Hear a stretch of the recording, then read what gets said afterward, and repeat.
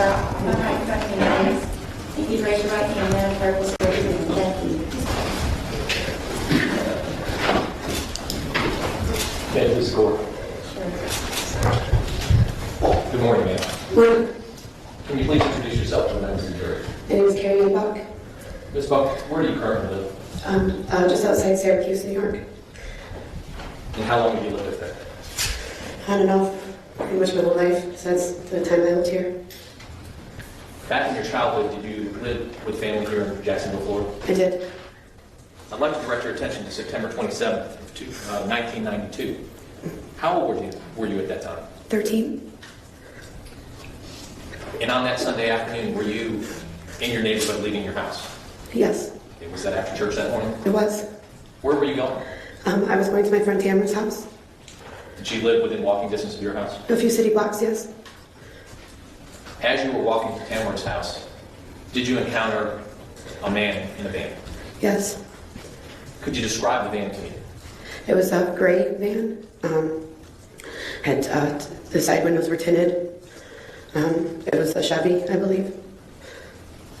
And the man who was driving that van, describe him for me, please. He was probably close to 40, shoulder length, dark hair, pointy nose. Did you get a good look at him? I did. Did you see his face? Mm-hmm. Do you see the man who was driving that van in this courtroom here today? Yes. Could you please point him out and describe where he's seated and what he's wearing? There at that table in the orange. Your Honor, may the record reflect that the witnesses identified the defendant now. The record will so reflect. Ms. Buck, how did the defendant approach you in the van on the street? He was coming toward me and had stopped. He pulled more toward my side of the road and asked if I knew a girl named Susie. What was your response to him? I told him no. What happened next? He asked me if I went to Southside Middle School. And I did, but I told him no. Why did you tell him no? Because he was a stranger.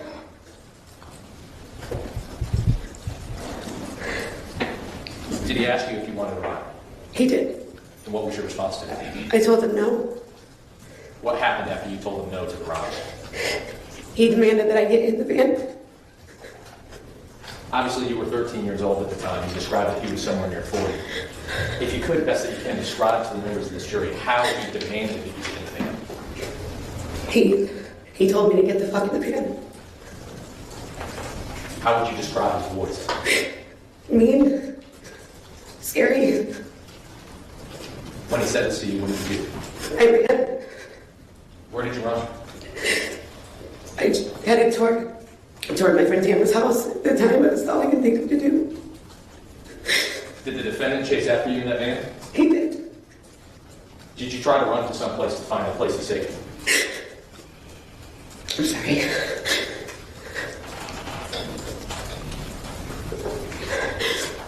Yes, I'm sorry. I tried to run to Tamara's house. At one point, he had cut me off at a crossroad. And I just kept running. And I did make it to Tamara's house, and no one was home. And I knocked on the door, and nobody answered. Eventually, did you try to find safety behind the school? I did. And Where in when that school? excuse me? Where in the school area did you try to find safety? Behind the school, there was a small playground. And there was a big, like a tube slide in the playground. And I got inside. When you got inside the slide, did you try to conceal yourself, hold yourself under the slides and everything to you? I did. I was pushing out with my hands and my feet inside this. Did you hear this defendant come after you? I did. What did you do? I was scared. I was slipping. And I was so afraid I was going to fall out and he was going to find me. Did you hear the van pull up to the playground area? Yes. Did you hear him say anything? He said, I know you're in there, you little bitch, and I'm going to find you.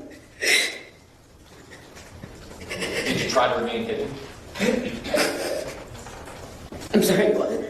Did you try to remain hidden in the slide? I did.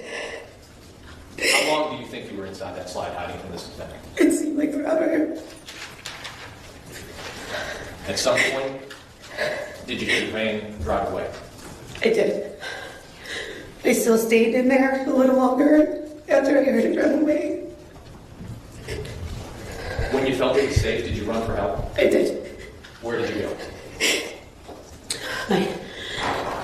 My sister had another friend on a street close to the school, so I ran there.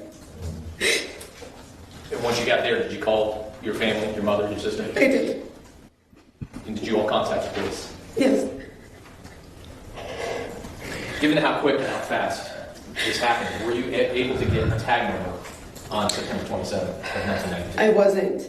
I was just trying to get away. Did you come to see that van again in your neighborhood in the weeks that followed? Yes. When did you see him? He was outside my house. Did you tell your mother? I did. What did you all do? We got in the car and went to look for him to get the license plate number. Were you able to get it? Yes. When you drove after him, did you make eye contact with this defendant? I did. Did he recognize who you were? He did. He looked at me like he was going to kill me. Did you and your mother then contact the Jacksonville Sheriff's Office and provide them with the tag number? We did. At some point in the days that followed, did you meet with a Detective Parker from the Jacksonville Sheriff's Office? Yes. And did you tell him what happened? I did. And did he provide or show to you what is commonly referred to as a photo spread, or a series of photographs? Yes. Were you able, back in 1992, at the age of 13, to identify the person who did this to you? Yes. I will never forget his face. The person who chased after you into that playground? Is this man who sits right here? Yes.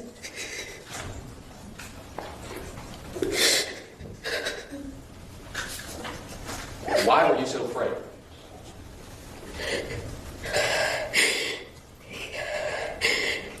I knew he was going to hurt me.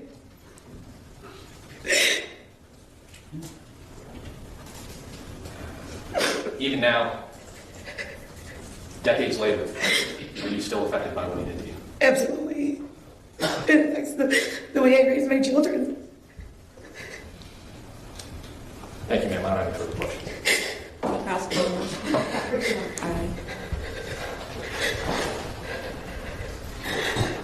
Good morning, Ms. Black. I know it's difficult to come in here and relive something that happened so long ago. This happened in 1992, Yes. and even though it's so many years later, you had no difficulty identifying Mr. Smith, did you? Absolutely not. And even though you were 13 years old, you actually were part of the court process, weren't you? Yes, You even gave a deposition, even at 13 years old. I did. That case, though, did not go to trial, correct? No. And in fact, he ultimately served 6 years for what you just described. I was unaware of how much time he served. I was young. Them things didn't. Thank you. I don't have any further questions. Can you read the room? No, we're here.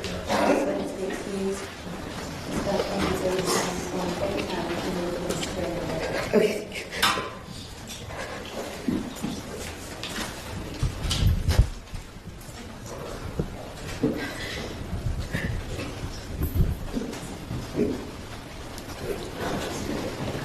Your Honor, this time, the safety asked you to read the stipulation of funds.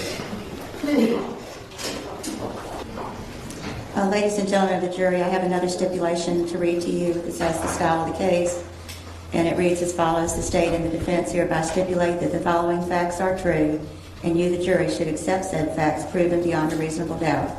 The defendant, Donald James Smith, was convicted of the crime of attempted kidnapping in the Circuit Court in and for Duval County, Florida, in case number 1992-11193 CFA on January 15, 1993. The victim of the attempted kidnapping was Carrie Ann Buck, and this is signed by Mr. Smith, by Ms. Schlax on his behalf and by Mr. Khalil for the state. Thank you. Your Honor, the state hasn't heard this yet. Okay. With that, I think what we should do then is excuse the jury for a short recess. They'll step in the back for about 10 minutes. Thank you.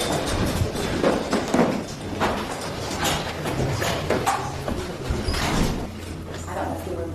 No, Your Honor, I wasn't anticipating requesting this early. Our first anticipated witness, I know, was landing at 11 o'clock.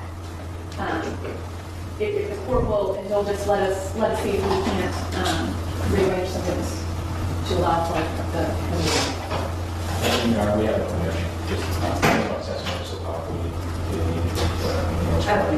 All right, well, we'll be recessed for 15 minutes. It takes the jury 15 minutes to have a recess with these new people. So go ahead and see what you can rearrange, and we'll come back and see where we're at. We'll be in recess.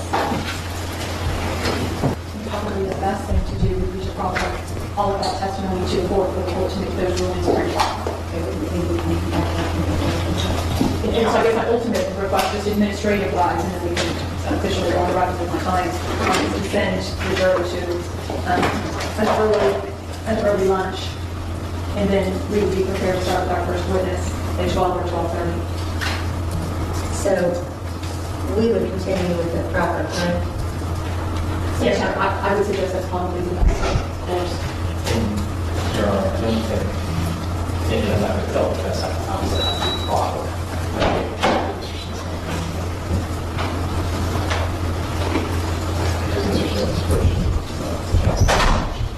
Yesterday, I reviewed and I really appreciate the defense provided posture exhibits that they were utilizing in testimony.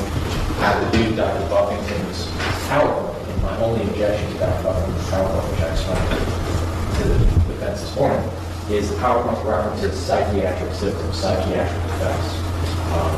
Based upon the deposition which I took, Dr. Buffington is qualified pharmacologist, but he's not a medical doctor. He's received no training in psychology or psychiatry. In fact, his master's in business. And I do have an objection to him referring to psychiatric symptoms when he looks at psychiatric symptoms. He wants to talk about how cocaine physiologically affects the body, how other drugs affect the body, and the impact that can have on the body. I think that's fine. We start to go into psychiatric effects of cocaine usage. I think it falls outside of his expertise, and I would object to those portions of the testimony. I think there was a couple of slides that we multiple times. I don't think refer to that. And that is based on check. I don't believe he's qualified as an expert in forensic psychology or psychiatry. And so I think him opining on those issues falls outside the area where he's qualified to testify, and I would reject that basis.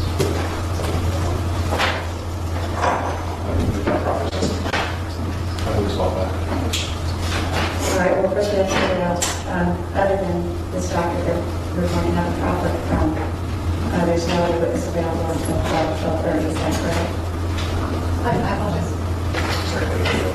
No, And I think what you're asking about saying is you want to go ahead and do the saucer for Dr. Buffington, but you don't want him to testify until after Dr. Holmes testifies. yes, sir. Is that correct? Yes, sir. Just for the record, it's 10:47. How long do you think the profit will take? Generally, I know it's not specific. I'll do some basic introduction, and we'll switch phase, but just do the And you'd like the jury back at 12:30, is that correct? If the court thinks that's sufficient, we'll be ready to proceed at 12:30 on.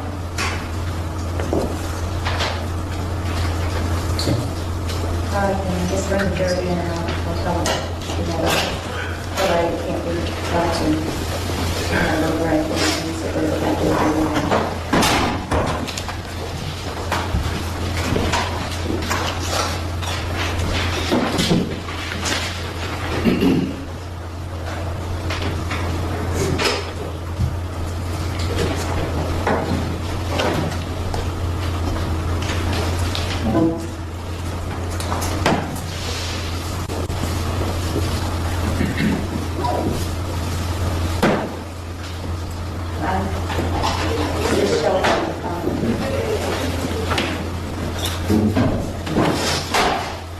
Whatever you're doing, show it on the monitor. Oh, I apologize. Thank you. Just wait. Thank you. Appreciate it. Jury's going to the courtroom.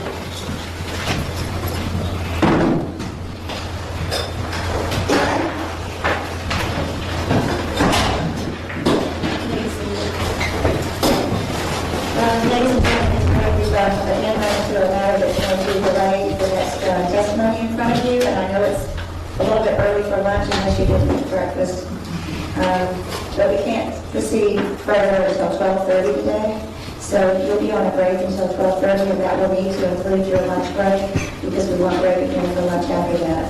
Again, the instructions are the same, not to speak to anyone or look for any information about the case outside the courtroom, and that includes talking among yourselves, although you certainly are free to go take a walk, go to lunch, whatever you'd like to do with other members of the jury. You just cannot discuss the case. Again, if you're someone who prefers to stay in the jury room, you can do that, but if that's your decision, then you have to stay there. You can't stay and go. Stay. If you go, if you want to go get something and bring it back, you may do that as well. So, look, with our apologies for any inconvenience we'll excuse you until 12:30, and we'll be ready to proceed. Thank you.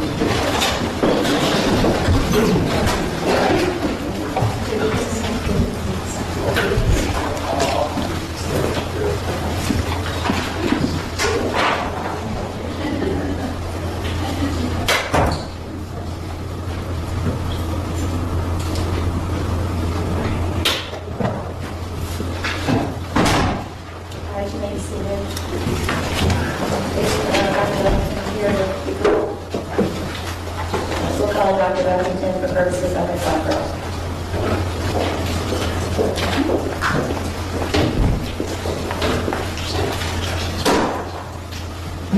So, I'm back to finding that purposely.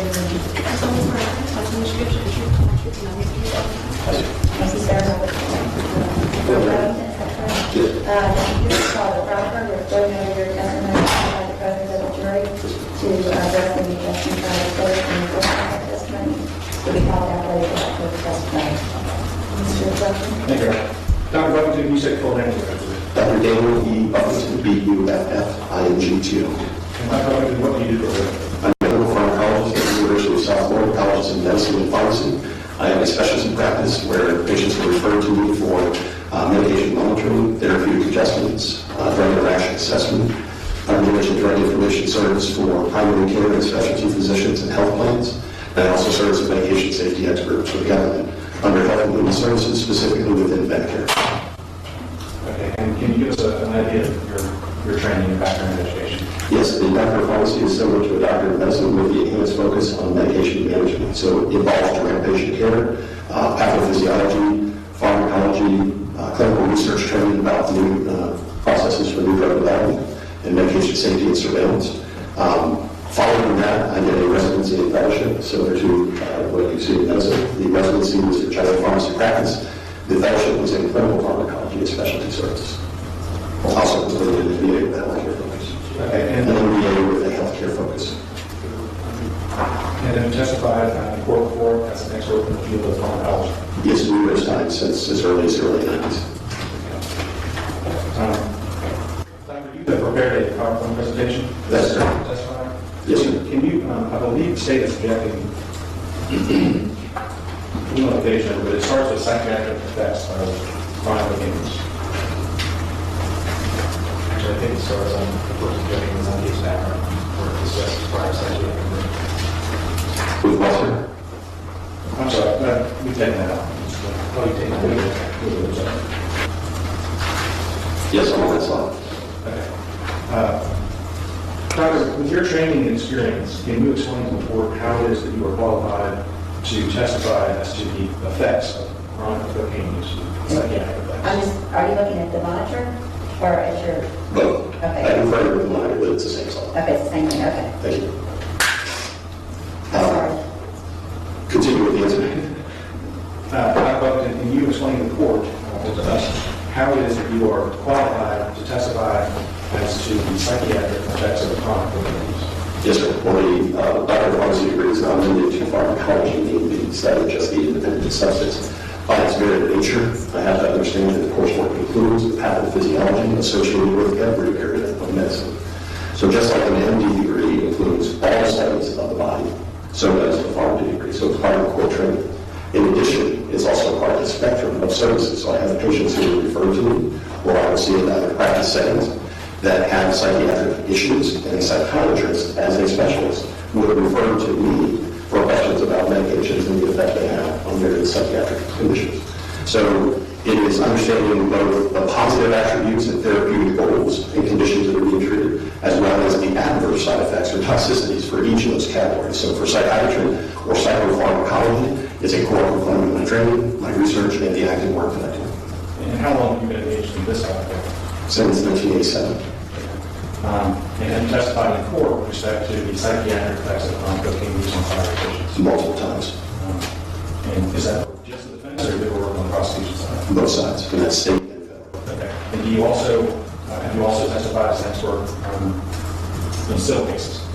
Yes. Dealing with the same issues? Yes. Okay. And I testified in the state attorney's office here as well. And do you feel that you're qualified to testify with the psychiatric effects of chronic cocaine use? Very much so. And you can talk about impaired executive functioning, Yes. cocaine-induced paranoia? Yes.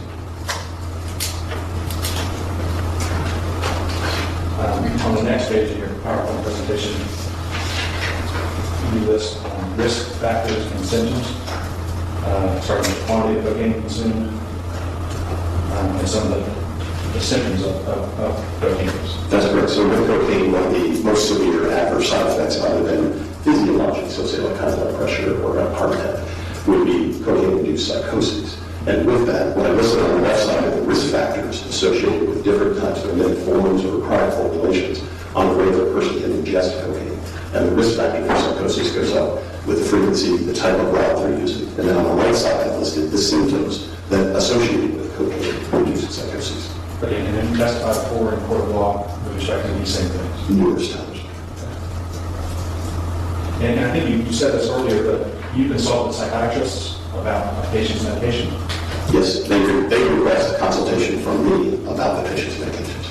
And so you actually know more about medications and the medication's effects than a psychiatrist. Physicians have one class in pharmacology during their academic training. I spent 4 years in mine. It is a specialty-focused degree. Yeah, that's all I have.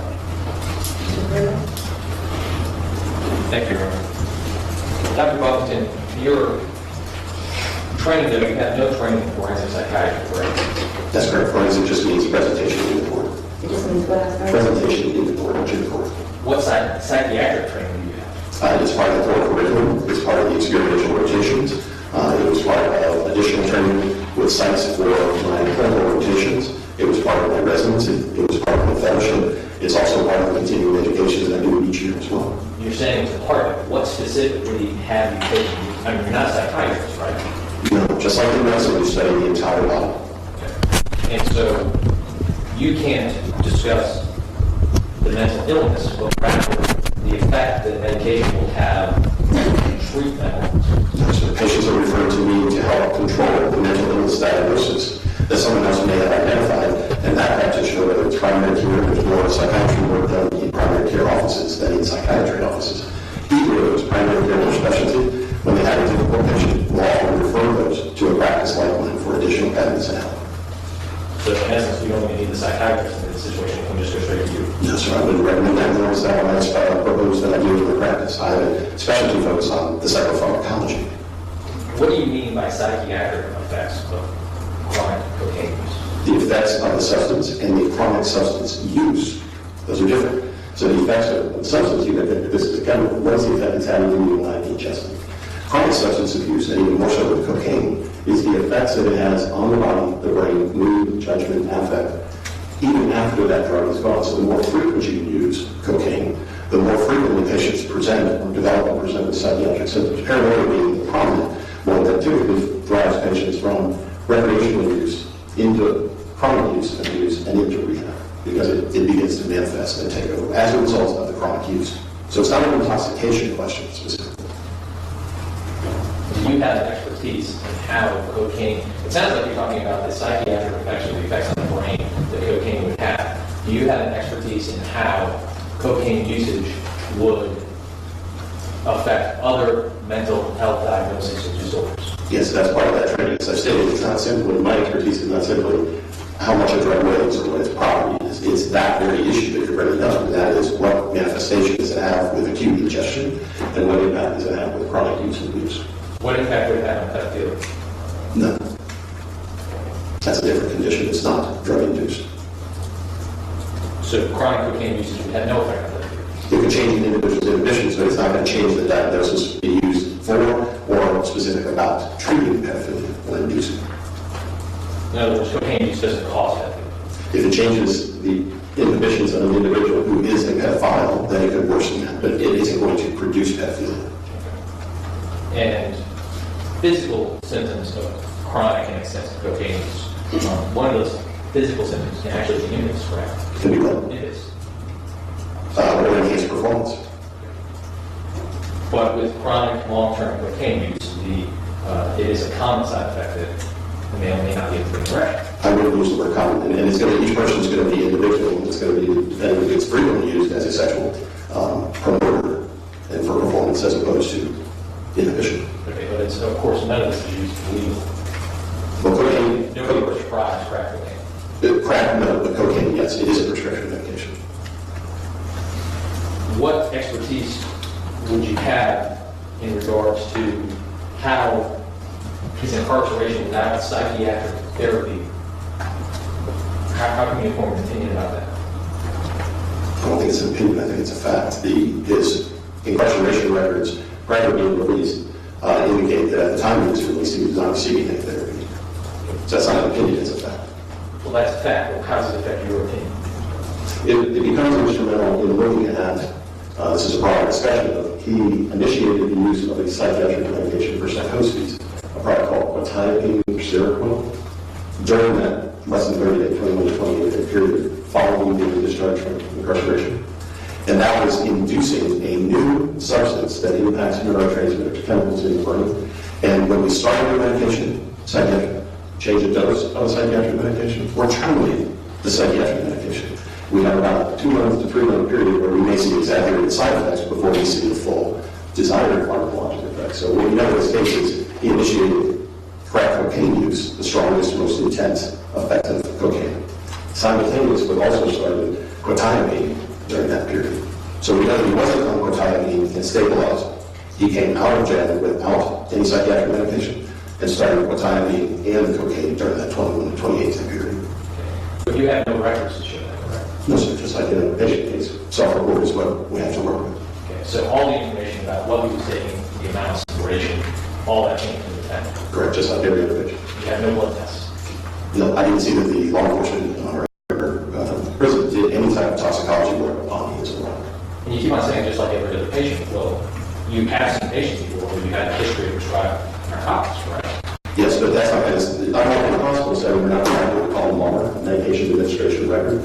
So even though someone was dispensed a bottle of 30 tablets on a given date, there's no record by another healthcare professional documenting the date, time, and dose. So on any outpatient, even if I have prescription records, for what you're asking is what evidence do I have that he took them on those dates? I don't, just like a regular patient. Did you use any standardized instruments that are used in forensic psychiatry or psychology to test for malingering? The only thing I've been taught and I use routinely has been functional for me over time is the style question, where at various times during the interview process, you're deriving the same content, you're looking for the same answer, and looking for variations in the accuracy of that answer. So you look for malingering based upon just how you ask the questions? Stylistically and strategically, that is correct. Well, I guess based on your exposure to psychiatry in the training which you described, you must be familiar with the SEER test, right? The Yes. Structured interview of reported symptoms. Correct. And that's what I'm saying. I'm doing a structured interview where I'm asking the same question from a variety of directions. Okay, but you didn't use the same definition. No. Okay. Nor do I see it used routinely in clinical practice. Okay. What about the Miller forensic assessment of symptoms test? Did you utilize that? No, sir. What about the test of malingering memory? Well, I think that's consistent with what I just stated. But these are standardized instruments that are used. You're not using an instrument, you're just making up your own malingering test as you go along by how you ask questions. No, sir. In those tests, which are not routine for every clinical intervention with any patient, are the same process of looking for the consistency of questions throughout your structured interview. But you didn't use any standardized test with Mr. Smith when you met with him to determine whether or not he was malingering. Not to a precise form. Nor do I see that done even in clinical practice. Are you aware of the fact that other experts hired by the defense did utilize such a test? No, I'm not aware of which experts' reports. Okay. Wouldn't you think that's important to know about? Not if I'm aware of the process of looking for malingering myself. So if somebody else found that he was malingering and exaggerating symptoms, that would be important to you? That would have been during the time of their interview, and I didn't find the lawyer during mine. I felt that he was forthright and consistent with his answers. And I guess I have to ask the question, when we last spoke over the telephone, the only time we'd ever met with the defendant was 15 minutes over the telephone before the deposition, on the day of the deposition. Is that accurate? That is correct. I wanted to clarify some of the questions I still have remaining prior to my providing you with formal testimony. And in addition to that, you raised some additional questions during the testimony, during the deposition that I had, and I met with him about 2 weeks ago and got those answered as well. Okay, what were the additional questions that you got answered after the deposition was taken? Yes, sir. You had asked specifically when did he start the Cereco, and you also asked who he got it from, and I identified who that was. Okay. Were those the only two questions that were answered in the face-to-face interaction? That was the predominance of the interview. I was there to interview other inmates and knew that he was in the same facility. How long was your interaction with the defendant at that time? On the 7th, probably half an hour. Okay. So you combined both over the telephone and in person, you met with this defendant for 45 minutes? To my recollection, yes. Thank you. Any questions? You ready to go? Okay, thank you, sir. Don't make argument that we have to do that out of your presence. Yes, sir. And go step outside. I'm not sure, I don't think they're going to, you can check with them, I don't think they're calling you talking. Then they need to, where to go for a little bit.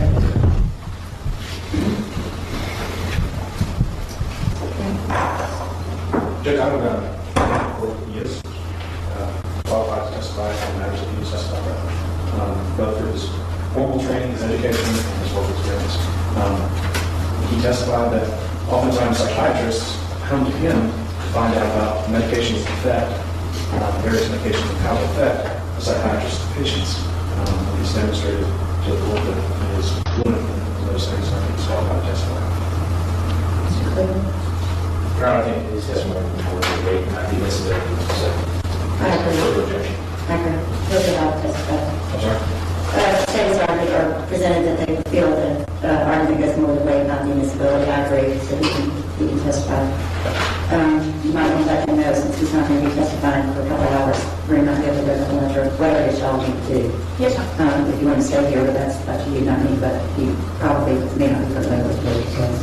And we told the jury to be back at 12:30, and I don't think there's anything else we can do until then. Is that correct? That's correct. Your Honor, as soon as the jury is back, the first thing I would do before calling Dr. Holmes is I will introduce, so the court is not surprised, I have an affidavit of records custodian for 2 business records that we will be introducing, as well as the prior judgments and sentences. I will publish them at that time, but it'll be the first thing that I do. All right, I would ask that we be back, the jury 12:30 to start, that we be back at 12:20.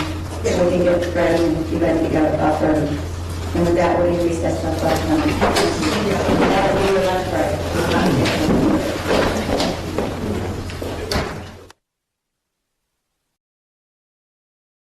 Oh, okay. That would be the only change in regards to the word disorder. Okay. So now we've got 4 minutes. So we will miss the call this afternoon.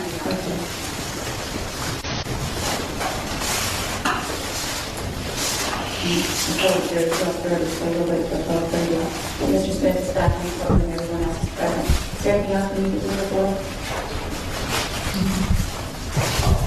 Your Honor, that one issue is, I think, it's going tonight. Okay. So just let you know. That takes care of it. Okay. Oh, you can go. No.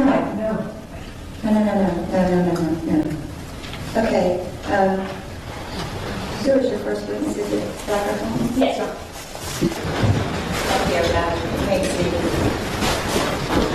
Thank you, ladies and gentlemen. Were you able to follow my instructions about not receiving any information about this case outside of the building? Yes. Is there anyone unable to follow those instructions? All right, the record will reflect that everyone has followed instructions. We're ready to proceed. We should have no more delays like this today. And this defense may call their first witness. Thank you. Your Honor, the first thing the defense would like to do is I would seek to introduce Exhibits A for identification, which is a business record with accompanying affidavit from the Mental Health Resource Center.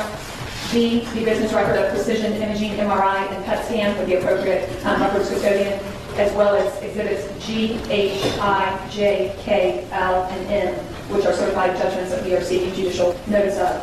We'll tender that to the court, and we will publish those at a later time. All right, thank you. Any questions? No objection, proceed. All right, I'm not sure I had it right. It's Exhibit A, B, and G through M? Yes, sir. Is that correct? Yes, sir. So A will be that's Exhibit 1, B 2, G. Yeah, A is 1, B is 2, G is 3, H is 4, I is 5, J is 6, K is 7, L is 8, and N is 9. All in evidence for the defense. Thank you, Your Honor. And Your Honor, this time defense would call Dr. Heather Holmes. Dr. Heather Holmes.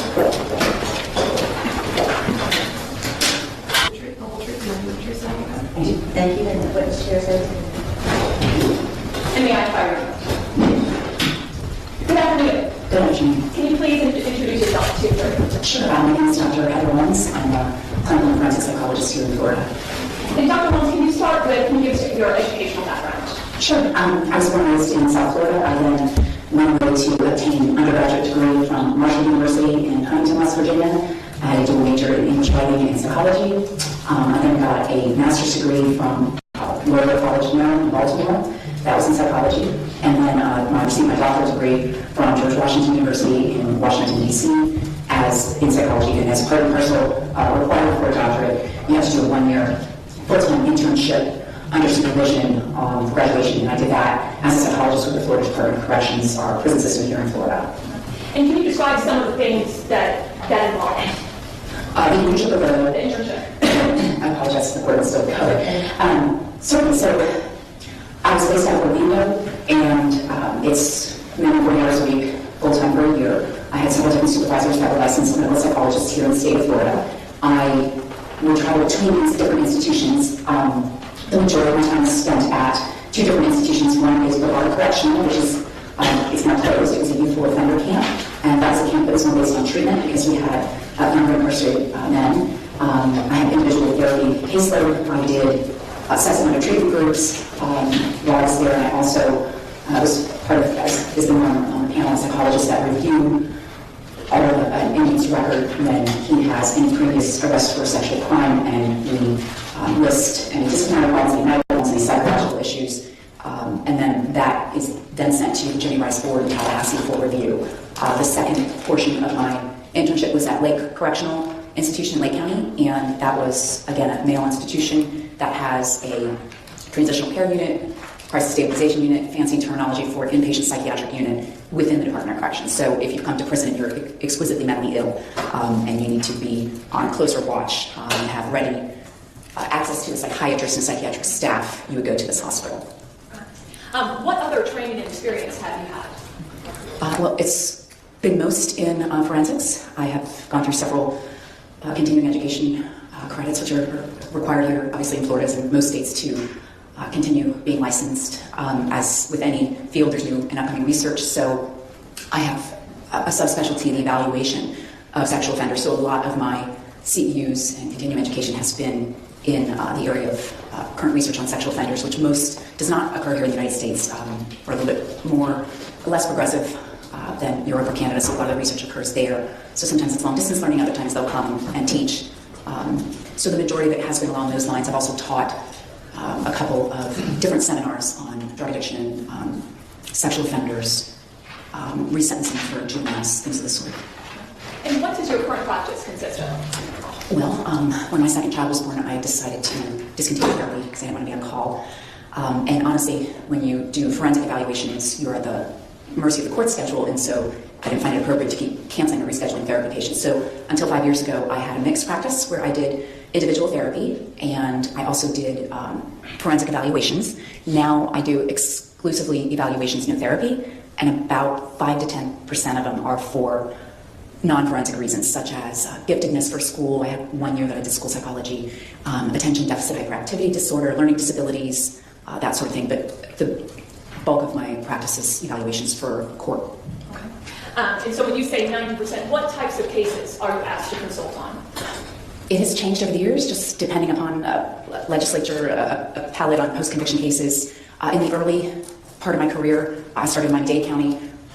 The entirety of my forensic practice were court-appointed evaluations, so that would be the judge would appoint forensic examiners to do evaluations to see if somebody was competent to proceed to court. Back at that time, they paid for evaluations to see if somebody was met the legal standard for sanity at the time of the offense. They also would court-appoint mentally disordered sex offender evaluations. So I started with purely court-appointed evaluations. From there, I had a couple evaluations that was requested at the state, and then things kind of shifted to more mitigation evaluations for the defense for sentencing. And then as of recent, there's been more post-conviction. So after somebody is sentenced, if there is an appellate issue, and as of recently we have some death penalty people coming back due to an appellate issue, and some juveniles that were sentenced to life as juveniles that now are coming back. So currently, the majority of my practice is actually post-conviction evaluations for things that have been coming back.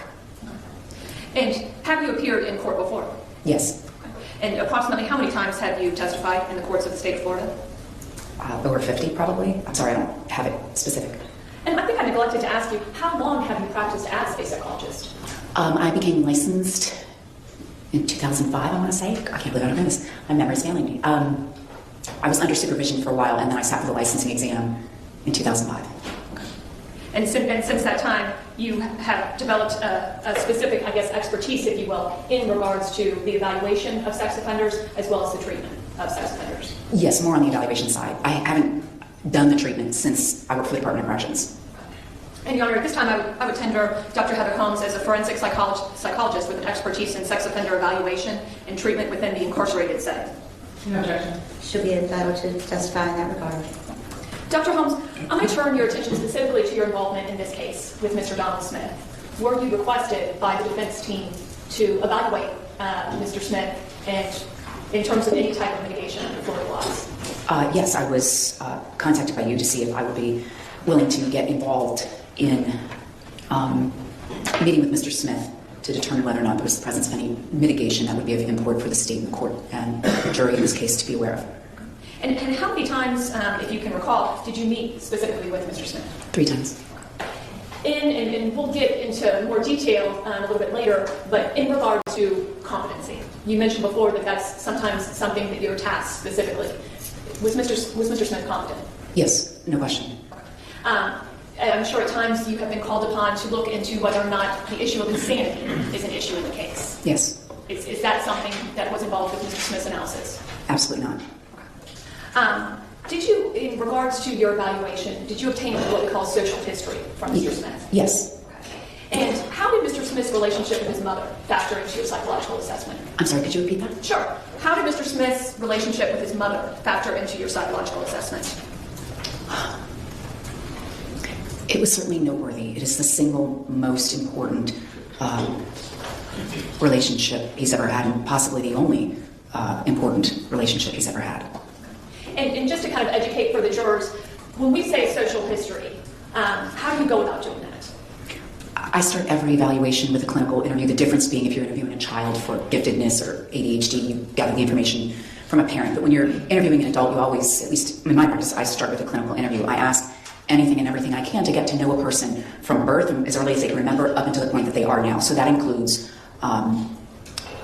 personal history, relationships, current relationships, adult relationships, intimate relationships, as well as mother, father, whether they were step-parents, siblings, whoever raised you, if you were raised by your grandma or your aunt, what was that relationship like, whether or not Department of Children and Families was ever involved and removed you from the home.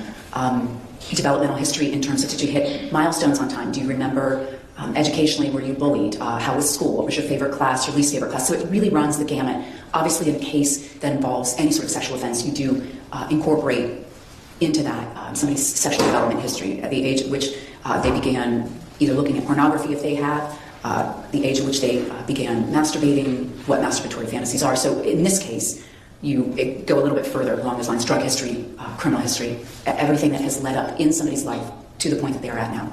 And taking into all of those factors that you do and try to incorporate in any forensic setting, what specifically about this case did you find relevant? Regarding his relationship with his mom? Yes. I would describe it as a little bit inappropriate in the sense of she has rescued Mr. Smith repeatedly, financially, in terms of anything she could do to assist him with court, and understandably so. Obviously, this is hindsight, and as a mother, I'm judging one, but there's a level of involvement that I think is beyond the norm, such as paying off debts to people he purchased drugs from, even when she's elderly, funding when he's in prison a lot of money because there are things that are required of you in prison in terms of protection, and if you are not able to fight and protect the things you purchase, you need to pay somebody else to do that. There was a lot of above and beyond and almost an overprotectiveness in a sense. So certainly an enmeshed relationship, I would argue. And how about the absence of other close relationships?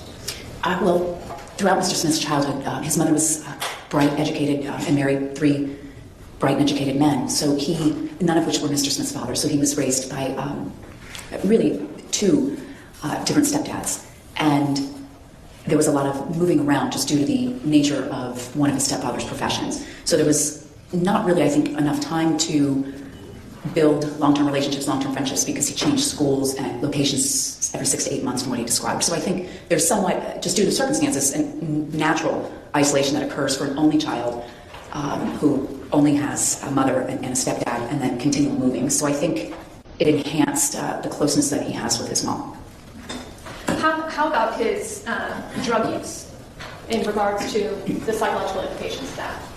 It started young. His stepfather was a psychiatrist, noticed that Mr. Smith was struggling, and was the first person supposedly to prescribe him medication. So this started preteen years with very heavy medication. And then because medication was kept in the house due to his, although this was a long time ago, now we don't do that, there was a point in time when he was in his teen years and he could take the medication, which were either sedatives or quaaludes, circling back to the 70s and late 60s on his own, or could sell them at local bars and at school. And let me just ask you, I guess, did Mr. Smith ever deny that he had committed these horrendous acts to you? No, he admitted them all. How did that affect your evaluation when he readily admits to committing these acts? Most sex offenders, in fact, the initial portion of sex offender treatment is to get the offender to admit that they've committed the particular crime. In the Department of Corrections, we had a 16-week program. It would take us darn near 8 of them to get people to even admit they knew the victim or that they were in the town at the time this happened. Denial is... The comment of Douglas improper testimony was relevant to this jury is evaluation of this defendant. All right, you want to rephrase your question? I'll be happy to read Thank those. you. During the course of your work on this case, did you not only interview Mr. Smith 3 separate times in 2015 and 2016, did you also review certain materials? Yes. Okay. And what materials did you review? Well, there was extensive materials provided. There were records from that were labeled the Jimmy Rice dismissal records. There was review of a disposition statement in 2002, letters between Dr. Harrison to Mr. Babington, I'm sorry if I mispronounced that, at the State Attorney's Office in 2007, emails between various Department of Children and Corrections, or Department of Children and Families employees in 2007. There were evaluations dating back to 1977, psychological evaluations. And if I can stop you there for a moment, these were psychological evaluations that were conducted by the state of Florida. Yes, some were court-appointed and then others defense, and then some were at the Jimmy Rice Evaluation Treatment Center where he was civilly committed for a period of time, and then some were by psychologists contracted or hired by the Department of Children and Families that oversees this civil commitment. And because we've thrown that term out several times, if you can explain what the Jimmy Rice civil commitment is. So after an offender has served a prison sentence and has completed what's required by the courts or what's going to be passed down by the courts as a sentence for a criminal act, there is a panel in Tallahassee that prior to their release back into what we call EOS, or end of sentence, back into the community or their county of origin, they are reviewed if they've ever committed or even been arrested for any sexual offense. So even if they're serving time on a drug offense and they were previously arrested and convicted of a sexual offense, they would still go through this review process. And it starts at an institution where the psychology staff will delineate and just list, without recommendations, medical issues, psychological treatment, any diagnosis if they have gone through any sort of treatment at the Department of Corrections, any medications they're on, as well as their disciplinary reports. Have they followed the rules? Have they been in trouble for any sex acts while in prison? And then that information goes to the panel. The panel decides if this person is a danger to society or not. And if they believe that they might be, there is then an evaluation to see if they meet criteria for civil commitment after their criminal sentence is over. So then civil commitment, being danger to self or others, and in this case it would be to others, is overseen by the Department of Children and Families. And so you will then have a doctor, psychologist, psychiatrist, whomever, conduct an evaluation and make a recommendation to the Department of Children and Families as to whether or not this person is dangerous. If they're deemed dangerous, I mean, it's changed over the years, but if a court allows the civil commitment, the individual is then sent to a place in Arcadia, Florida, somewhere outside Tampa, and it's a locked facility, very similar, I would say, to a psychiatric hospitalization, involuntary hospitalization, and with the hope that they would get intensive sexual offender treatment while there. And is there any time frame when someone has met the criteria for civil commitment and actually been committed by the state of Florida? There is, and like I said, it's changed over the years, so I'm not exactly sure, because so many things have, as with anything, have gained some improvement in the way things are handled and managed, because this isn't a very, this program hasn't, this facility hasn't been here for 30, 40 years. It's relatively new. Was the fact that Mr. Smith had been civilly committed by the state of Florida in 2002 relevant to your evaluation? Yes. And as part of that review of those records, did it become apparent that in 2002, he was not, as you've explained in 2015 and 2016, readily admitting his difficulties? As far as I'm aware, with everything I read, I'd never seen him admit in anything I'd reviewed or accept responsibility for any inappropriate sexual proclivities, to put it mildly, ever before. No. Before 2015? Before I met with him, no. What is the DSM for? Well, we're on the DSM-5 now. We keep thinking we're going to get better.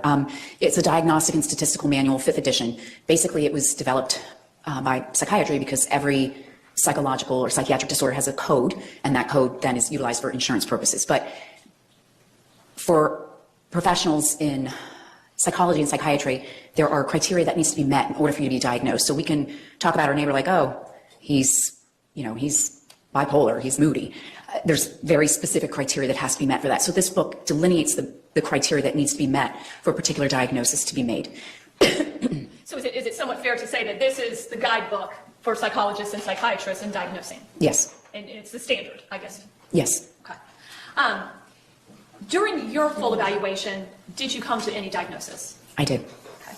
And can you explain what those diagnoses was? Well, I gave him major depressive disorder, recurrent and moderate. And if I can stop you right there, help us understand, what does that mean? It means he's clinically depressed. In other words, this isn't, you're sad because you're going through a life stage. This isn't grieving because you lost somebody close to you or you lost your job. This is very specific feelings of helplessness, kind of giving up.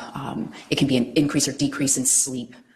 So there's very specific criteria that needs to be met. And again, as with everything, it's on a continuum. It's not like you're depressed or not. It's, are you mildly, moderate, severely, or are you so depressed that you're psychotic? So I put that he was, in my estimation, he was moderate. And it's recurrent because it's been noted in the records prior to this.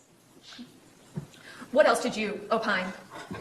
Cocaine use disorder, severe, in a controlled environment. And explain to us, what does that mean? That means he is addicted to cocaine. The addiction is severe and long-standing, and in a controlled environment means he's only not using now because he's in an environment where he can't obtain it. This obviously is self-reported from Mr. Smith? Yes. Okay. Did you also see within all the documentation you reviewed continued references to, throughout the years, over 40 years of records, that he indeed had a cocaine addiction problem? Yes. Did you also diagnose him with pedophilic disorder? Yes. And help us understand, what is that? I mean, I think everybody has heard the term pedophile. It means there is a sexual attraction to prepubescent children, and that is required in order to have a diagnosis of pedophilia. The specifier is attracted to females. So basically, one of your dominant sexual fantasies needs to be to prepubescent children, and in this case, the specifier is females. Again, I have no access, no clinician has access to somebody's sexual fantasies without asking them and hoping they're telling you the truth. He admitted to this. You look at the criminal history, you look at the instant offense to which he admitted, which jury found him guilty, and he admitted to masturbating to these thoughts for a very long time. So that's why you would get this kind of, he meets the diagnostic criteria for it. Okay. And let me ask, how is pedophilia normally treated? Well, it can't be cured in terms of what you're attracted to. There isn't enough therapy, medication, or anything in the world to change what I am inherently attracted to, or what anybody is. So if you are attracted to tall, thin men, and that's what you're attracted to. That's not going to change. Just like somebody who's attracted to children, you can't change what they're attracted to, but you can. The therapy is geared to get them to change the behavior. In other words, you teach them what their triggers are. Okay, as with anybody, if you become you have worse judgment when you drink alcohol, you can't drink alcohol. If you become more sexually turned on or titillated with cocaine, you cannot use cocaine. If you are attracted to children, you cannot be around them. You cannot place yourself in a situation where there are children. So in the therapy, we teach them cautionary things, as well as encourage, and again, this is self-report, but you encourage them to stop masturbating to this image because it reinforces it, because you're receiving gratification from it.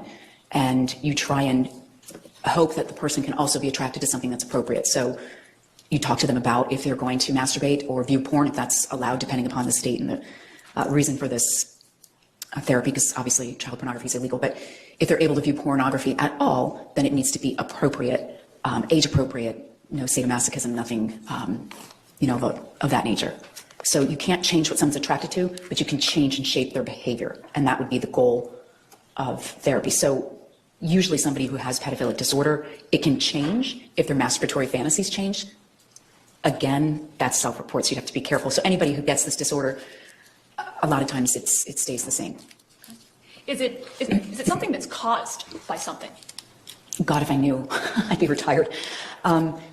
There's a lot of, theories. We don't believe it's something you're born with. We believe it's something that develops. Something goes awry during the developmental time. And then again, if you have an attraction to something inappropriate and you begin viewing that material either pornographically or, being a peeping Tom at this, for young children or masturbating to the fantasies that you have in your head, it reinforces it. So something kind of goes off the rails early on in development, in sexual development, not infants, toddlers, I want to be clear, but in someone's sexual development in terms of what they're becoming attracted to. And then it gets reinforced through either continued masturbation or continued watching of inappropriate pornographic materials. So basically, we don't believe you're born with this. We believe it's something that gets derailed and then gets reinforced. Okay. And was there anything about the social history that you obtained from Mr. Smith that gave you any insight as to how it developed and magnified so much in Mr. Smith? I mean, certainly the continued drug use is going to make somebody less, it's going to make you more inhibited. I said that backwards. It's going to make you less inhibited. Because anytime you are drunk or high, your inhibitions and judgment clearly go out the window. So I would love to say that there was this one defining moment in his childhood. I mean, certainly he had an appropriate relationship with his mom, but a lot of people do, and they don't turn out to be, pedophiles that have murdered a child. So I can't pin the tail on a donkey. I wish to God I could, but we just don't know. There was nothing that he told me in his history that was like an aha thing. And honestly, with these cases, there usually isn't. Okay. Did you also diagnose him with antisocial personality? Yes. Help us understand, what does antisocial personality mean? Antisocial people are people who will do what they need to do to get ahead themselves in the world. Again, on a continuum. They're more comfortable with lying, cheating, and stealing than someone who does not have this. They are more comfortable, they have a limited capacity for remorse sometimes. They also will engage in behaviors to get their needs met. And the more severe, it's kind of at all costs. So they'll engage in doing what they need to do to get illegal drugs. They'll engage in lying if it means they can maintain employment or get whatever they need. And again, people can have this and be fully functional. It's just you don't have a lot of it, again, on a continuum. The further you are along the continuum, usually the more criminal behavior you see. Well, let me ask it this way, in terms of pedophilia or antisocial personality. Is someone choose to be that way? No, antisocial personality cannot be diagnosed prior to the age of 18. So if we think about it developmentally, little children will lie or cheat, but that doesn't mean they're antisocial. It means developmentally they haven't gotten to where they need to get. We all know teenagers can be self-absorbed. That doesn't mean they turn into raging narcissists. It means developmentally, you can't really assign them a character or personality pathology when they're still developing. Adults, however, have completed their character development, although arguably we hope that people can get a little bit better. But that's why this can only be diagnosed in adults. So you're not born with this, no. And so, did you also diagnose him with borderline personality features? Yes. And can you help us understand that? People with borderline personality features have a very difficult time with the gray. People are either good or they're bad. They have a very difficult time in interpersonal relationships. Any insult to their ego, they can become rageful. They have a very difficult time accepting responsibility and kind of for anything negative. They don't like to attribute negative characteristics to themselves. They either can become suicidal or rageful. Again, that's the personality. I saw features of this, not necessarily the full blown personality disorder. And all of these things that we've discussed, they are, in fact, mental illness. They're all in the DSM-5, yes. Was there a well-established pattern of proclivity towards mental illness? I mean, since the earliest evaluation I saw, which was in 1977, he was diagnosed with very similar things, yes. So it's been present throughout the past, 40 years. And so you are aware that in 1977, he was labeled a mentally disturbed sexual offender. Yes. And recognizing the laws have changed, what did that mean back in 1977? Well, Florida has an outpatient treatment for mentally disordered sex offenders. Basically, if you have committed a sex crime, to where you can either serve prison time and then go on probation, or it's a lower level sex crime. You can go to an outpatient group, sex offender treatment is done in groups, and you qualify for this group if you also have some other mental disorder. And it can be anything, anxiety, depression, schizophrenia, bipolar disorder, whatever. It can be something, anything. But you have to have some sort of mental disorder and have committed a sex offense. And nowadays you have to admit to that sex offense in order to obtain entry into this treatment program. And did you in fact review some of these evaluations that were completed over the years? Yes. And what is a comprehensive psychological profile? I mean, it's a fancy name for a psychological evaluation. Usually they'll do testing, sometimes psychological testing, or maybe interview other people or review records. What was the earliest psychological profile you reviewed? 1977. And was that Dr. Michael McCamey? Give me 1 second because there were a bunch. Yes, I have him and Dr. Ernest Miller in 1977. Okay. And I think you've already explained to us that back in 1977, Mr. Smith was diagnosed with the very same things you've articulated for us today. Yeah, I mean, the nomenclature, the fancy terminology we have for it has changed, but it's descriptively, it's the same thing, yes. And you've mentioned that you are familiar with the civil commitment proceedings here in Florida. What is necessary for civil commitment within the state of Florida from a psychological standpoint? You have to be considered an imminent danger to others in the sense of a sexual acting out. And in your personal review of the records, did you become aware that Mr. Smith was released from the Civil Commitment Center in 2002? Yes. And was this based on a psychological analysis? I believe there was a hearing, so give me 1 second.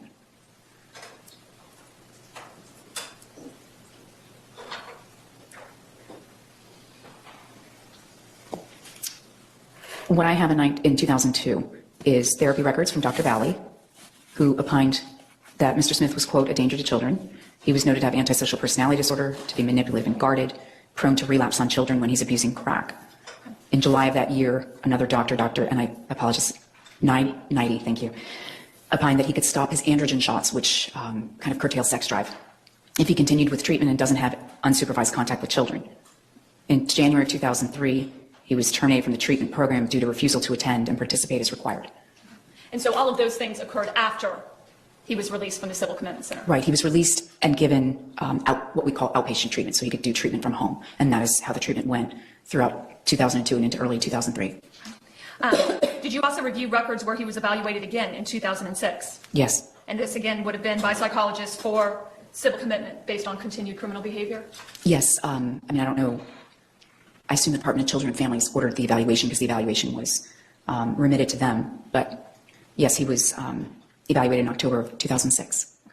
And did you find it unusual that Mr. Smith would not have been found to have met criteria for involuntary commitment? Based on the evaluation I read, yes, it was detailed in this evaluation in 2006 that he had antisocial personality, exhibitionism. He'd been arrested very early on in the 70s for flashing a child.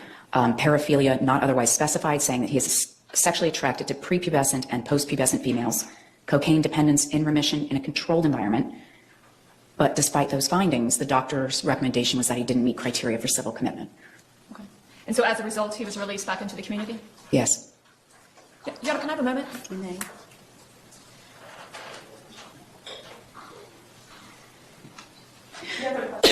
Any cross-examination? Thank you, Your Honor. Okay. Good afternoon, Dr. Holmes. Good afternoon.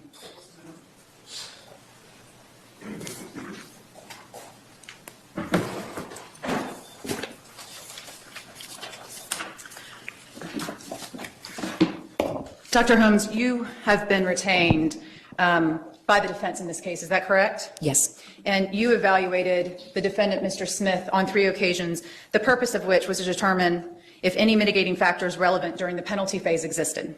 Correct. And in fact, you determined that there was nothing, to use your words, about him that is mitigating. Is that right? Yes. I think during the deposition, what I had said is that there's a possibility, given cocaine use. However, because it was voluntary, it would be my opinion that that wouldn't apply. Okay, let me ask the question again. You've referenced your deposition. In fact, you've testified under oath previously that based on your evaluations and your review of his history, that there is in fact nothing mitigating to him. Is that correct? Yes. You've also previously testified, Dr. Holmes, that there is nothing about what he did that is mitigating. Is that correct? That's correct.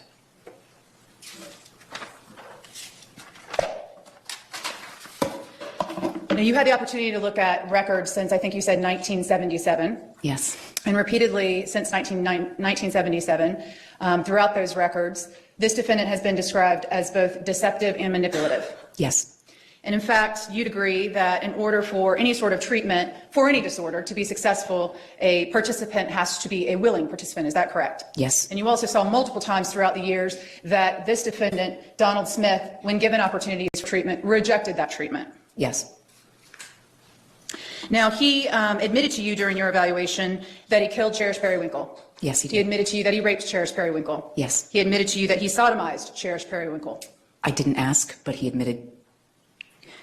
Let me be clear. I didn't ask the specifics, quite frank. He said, yes, he had raped her, and yes, he had killed her, but I didn't go into the specifics.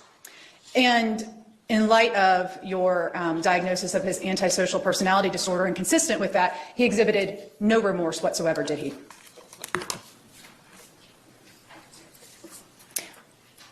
Was he crying and sad and begging forgiveness? No. Did I ask him about remorse? No. Did he exhibit anything that I could see perceptively in the moment about this? No. And then I didn't ask. So I hope that answers your question. There was nothing I saw that indicated remorse. No. And as part of your work in this case, you also have not taken the opportunity to review the photographs in this case of the crime scene or of the body of Cherish Periwinkle? No. When he admitted he did this, I mean, I'm not the fact finder in this case. Correct. You have not reviewed any of the photographs. Correct. Neither have you reviewed any of the video surveillance from the Dollar General where he first saw Cherish Periwinkle. No. Nor have you reviewed any of the video surveillance of this defendant at the Walmart, have you? No, I haven't. So also fair to say you've not reviewed the video surveillance of this defendant leaving the Walmart with Cherish Periwinkle in his van. No, I did not. In fact, he told you he blamed Cherish Periwinkle for having had to kill her, didn't he? Yes. He told you that he looked back, she got in the van, and he thought, quote, fuck, I'm a convicted sex offender. How am I going to explain this? Yes. In fact, you have an opinion that he is of the most dangerous sex offenders you have ever evaluated. Yes, he is. He told you he was angry that Cherish Periwinkle got in the van with him. Yes. And you did not see, Dr. Holmes, that when he drove out of the Walmart parking lot, he actually stopped to talk to 2 people he did not know. He didn't tell you about that, did he? No, and I didn't ask, honestly. I didn't know about it. But when he was telling you that he killed Cherish Periwinkle because she got into his van, he didn't tell you that he stopped his van and told 2 people he'd never seen before that he was going to get hamburgers. He didn't tell you about that. No.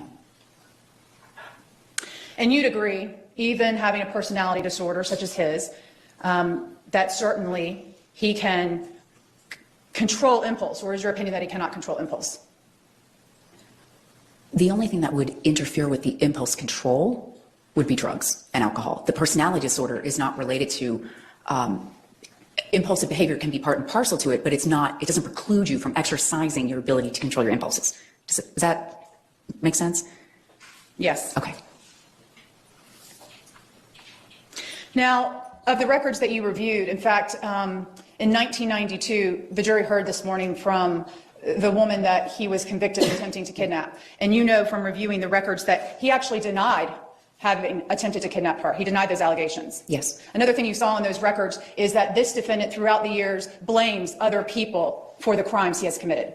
Yes. And that has included, in some cases, he has even blamed his lawyers. In that case, he blamed his lawyer for pleading to that case. Is that right? I don't remember specifically, but I do remember in reviewing there has been issues that have been raised with the lawyers. I can't remember if it's that case, but in general, yes, I remember that. So let me take you back to 1992. I think you said that you believe there had been a hearing. Do you have the records in front of you that you reviewed related to Mr. Smith? No, dear God, there's thousands of pages. Okay. Would you take me for my word if I told you there wasn't a hearing, but rather an agreement to what's called a compliance plan? You're talking about in 2002, correct? No, in 1992. Oh, I'm sorry. In 2002, as a result of the 1992 case. Yes, I will take your word for it. Okay. And this defendant agreed to a compliance plan that required him to take a drug that would, well, why don't you explain to the jury the purpose of the drug that he had agreed to take? It, again, not a medical doctor, but in general, you can voluntarily take a medication, a shot of, it's an androgen shot. Basically, it can lower testosterone and it can, well, it's known to curtail sex drive or, I mean, it really does lower your sex drive. So the purpose of taking this kind of medication would be to lower your sex drive. And that was in combination to a plan that also he agreed to participate in treatment. Yes. By agreeing to this compliance plan, he avoided the Jimmy Rice hearing that you've explained to the jury. Yes. And shortly after, in fact, only 3 months after agreeing to this plan, you've reviewed records where the psychologists write that he is refusing to do his homework. Is that correct? I don't remember the specifics, but I know a couple months in, yes, he was refusing to engage in treatment. In fact, refusing to participate. Correct. And also refusing to take the drugs. Yes, but I also believe that they were stopped. I know he didn't want the shots because they had adverse effects, which they can have, but at the same time, like you said, this was part of the plan that he agreed to. So yes, it was discontinued, but I do believe, and correct me if I'm wrong, that the doctor also knew that he was stopping because it has to be administered. It's not a pill, it's a shot. Oh, thank you. It is a shot. You also saw in these records that as early as 1977, he had normal EEGs. Yes. No organic brain damage. Nothing that I could see. Again, that's outside my wheelhouse, but what was written indicated that everything was fine. And the records as early as the 70s, consistent with what you saw throughout the years, is that Mr. Smith demonstrates little motivation to change his sexually deviant and generally antisocial behaviors. Correct. You also saw in the records that this defendant was described as manipulative, Yes. selfish, Yes. callous, Yes. uncaring, Yes. lacking empathy, Yes. remorse, Yes. and conscience. Yes, those were all in previous doctor's reports.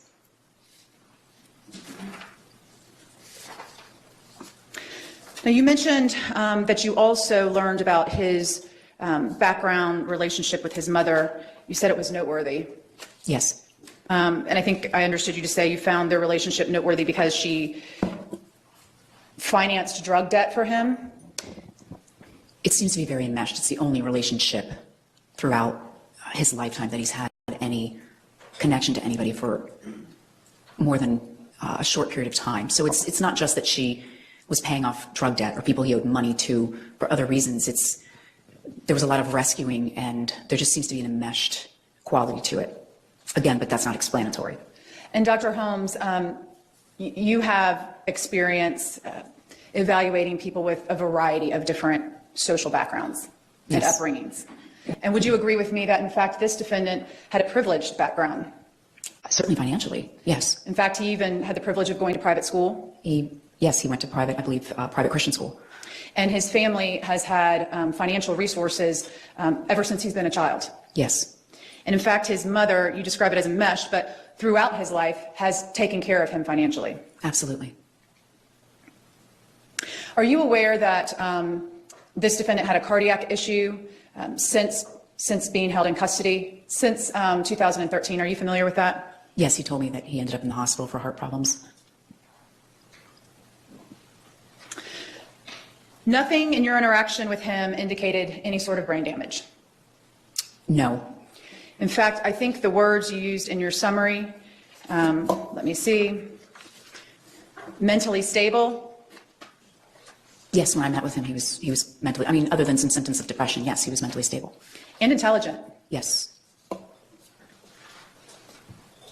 And just so we are clear, there is nothing in your evaluation, your opinions, or your testimony before the jury today that is offered as mitigation related to him or his offense. Is that correct? That's correct. Thank you. I have nothing further. Any redirect? Okay.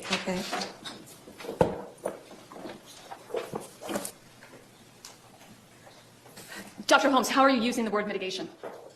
I'm sorry, could you Sure. rephrase that, because I'm not sure I know what you mean. How are you using the word mitigation? The way I was taught, basically, if somebody has, mitigation can be good or bad, or ugly sometimes, unfortunately. If you were beaten severely as a child, if you were, the result of a pregnancy where your mother ingested alcohol or crack cocaine or things that can affect an unborn child, that's considered mitigation and mitigating. If you were, raped by your uncle, God forbid, that's mitigating. Mitigation can go in the other direction if you have somebody who is potentially looking to get out of incarceration, such as, they're intelligent or they have characteristics, resiliency, ability to improve. So mitigation can be positive or negative. And is it fair to say that it's any aspect of someone's life that can affect what sentence is appropriate? You mean judicial sentence? Yes. I've never sat on a jury, and I'm not a judge. I would say that that's really up to the statute, how it's written, and how it's determined either by a jury or judge at sentencing. Certainly there's a catch-all with the death penalty of certain things that can affect somebody. So there's several different things that can be attributed to be labeled as mitigation. Do you find it relevant for a jury's consideration in this case, all of the prior evaluations that identified Mr. Smith as having mental illness and likely to reoffend? Reading through the records, I found it not only sad, but shocking, to be quite frank. In what way? Why were you shocked? In reading the evaluation in 2006, that talked about the exact same things that were found from 1977 that I found in meeting with him. And to be clear, it's not just he was evaluated in 1977 and then he wasn't evaluated until 2006. We're talking about report after report after report. Yes. All of them identifying this mental illness. Nothing has changed, other than there's been a worsening of addiction because he's continued to use, and quite possibly and quite likely a worsening or solidifying of the paraphilia because he's continued to use masturbatory fantasies to reinforce it. I was just exquisitely surprised reading all the details of this report in 2006 to determine whether or not he met criteria to be sent back to this detainment facility. And I expressed to, I think even in the deposition, I wondered if it was a typo at the end that said he did not meet criteria. Because if this person with these characteristics that has been described as dangerous, as a pedophile, as only able to contain his drug addiction in a controlled setting, is not meeting criteria because he's considered dangerous as a sexual predator, then I don't know who would be. I didn't see anything in meeting with Mr. Smith that was any different than what any of these examiners had seen before. And in 2006, it was listed, all of these things were listed, and then at the end, the conclusion was, but he doesn't meet criteria. And again, I'm not that examiner. I didn't have him before me then. I'm not saying that this was a good job or a bad job. I'm just saying I'm perplexed by it. I don't understand how you were given all of that information and your recommendation to the Department of Children and Families, which then goes to our state attorney's office, is that he didn't meet criteria. You tie the prosecution's hands. I don't understand. I don't know how it happened. Ms. Nelson just went through that in prior reports you became aware of records where he wasn't open to treatment and wasn't open to understanding not only his pedophilia, but the effect crack addiction has on that. What changed in 2013? In my opinion, nothing. He has resisted treatment from the get-go. This is hard to treat. I mean, if you just have an addiction to cocaine or crack cocaine, that in and of itself is hard to treat. If you have that paired with, pedophilia, and it's going to lower your inhibitions, you put those two together, and this is very difficult to treat. So even if he meaningfully engaged in treatment, it's hard to treat. The fact that he did not meaningfully engage, the fact that he wanted to stop the shots, and I do understand they have horrible, side effects, but at the same time, it's what you agreed to do to stay out of prison. So if you are not getting treated, nothing changed. There's nothing to make me think he got any better. And meeting him in 2015, he's the same as was described since 1977 and throughout the records. I'm just surprised that given the opportunity, I don't know how this conclusion was reached. You may. I'm going to show you what's been introduced as Exhibit 1 and ask you to take a look at it.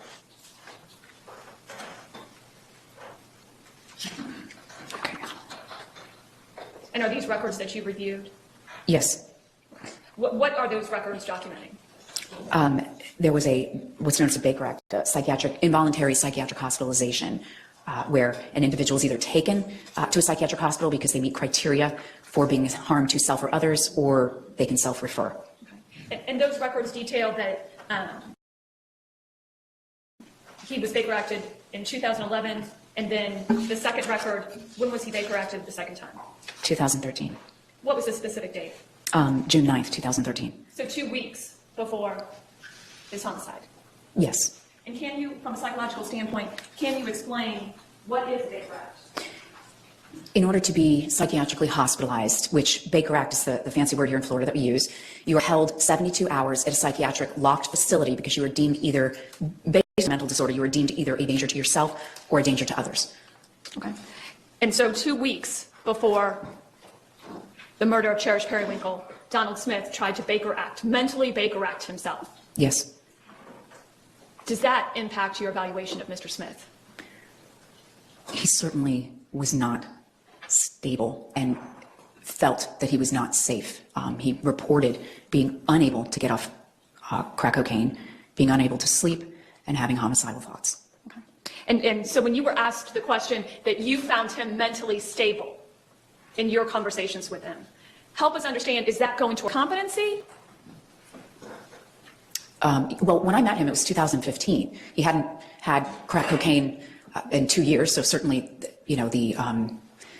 the cycle that you go through, I'm not an expert on drug abuse, but the cravings would have subsided by then. Any sort of hallucinations or any withdrawal where you might feel rageful or keyed up would have subsided. He also, as Steve pointed out, had gone outside for some sort of heart problem, so he'd had, lack of a better term, stability by being incarcerated for 2 years. So when I saw him, I found him mentally stable because he wasn't suicidal. There was nothing I saw that he was homicidal. He wasn't hallucinating. He had some depression, but there was nothing, he wouldn't have met criteria for involuntary hospitalization when I saw him in 2015 as he did then. Okay. Through your entire evaluation, isn't it true that in an institutional setting, confinement, Mr. Smith does just fine? From what I understand and from what I reviewed, it will stabilize him because it gets rid of, first of all, there's no access to children or child pornography inside the institutional setting, either in the Department of Corrections or I would assume at any county facility.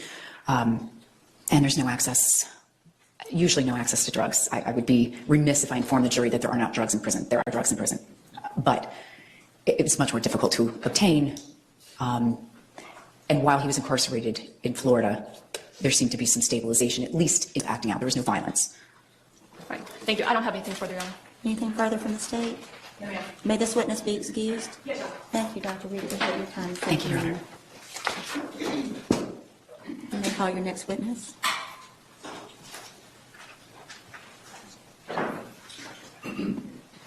Rather call Dr. Daniel Buffington. Dr. Buffington? Thank you, and if you'll have a seat in the witness chair, please. Thank you. Good afternoon, Your Honor. Good afternoon, sir. Can you state your full name for the jury, please? Dr. Daniel E. Buffington. And Dr. Buffington, what do you do?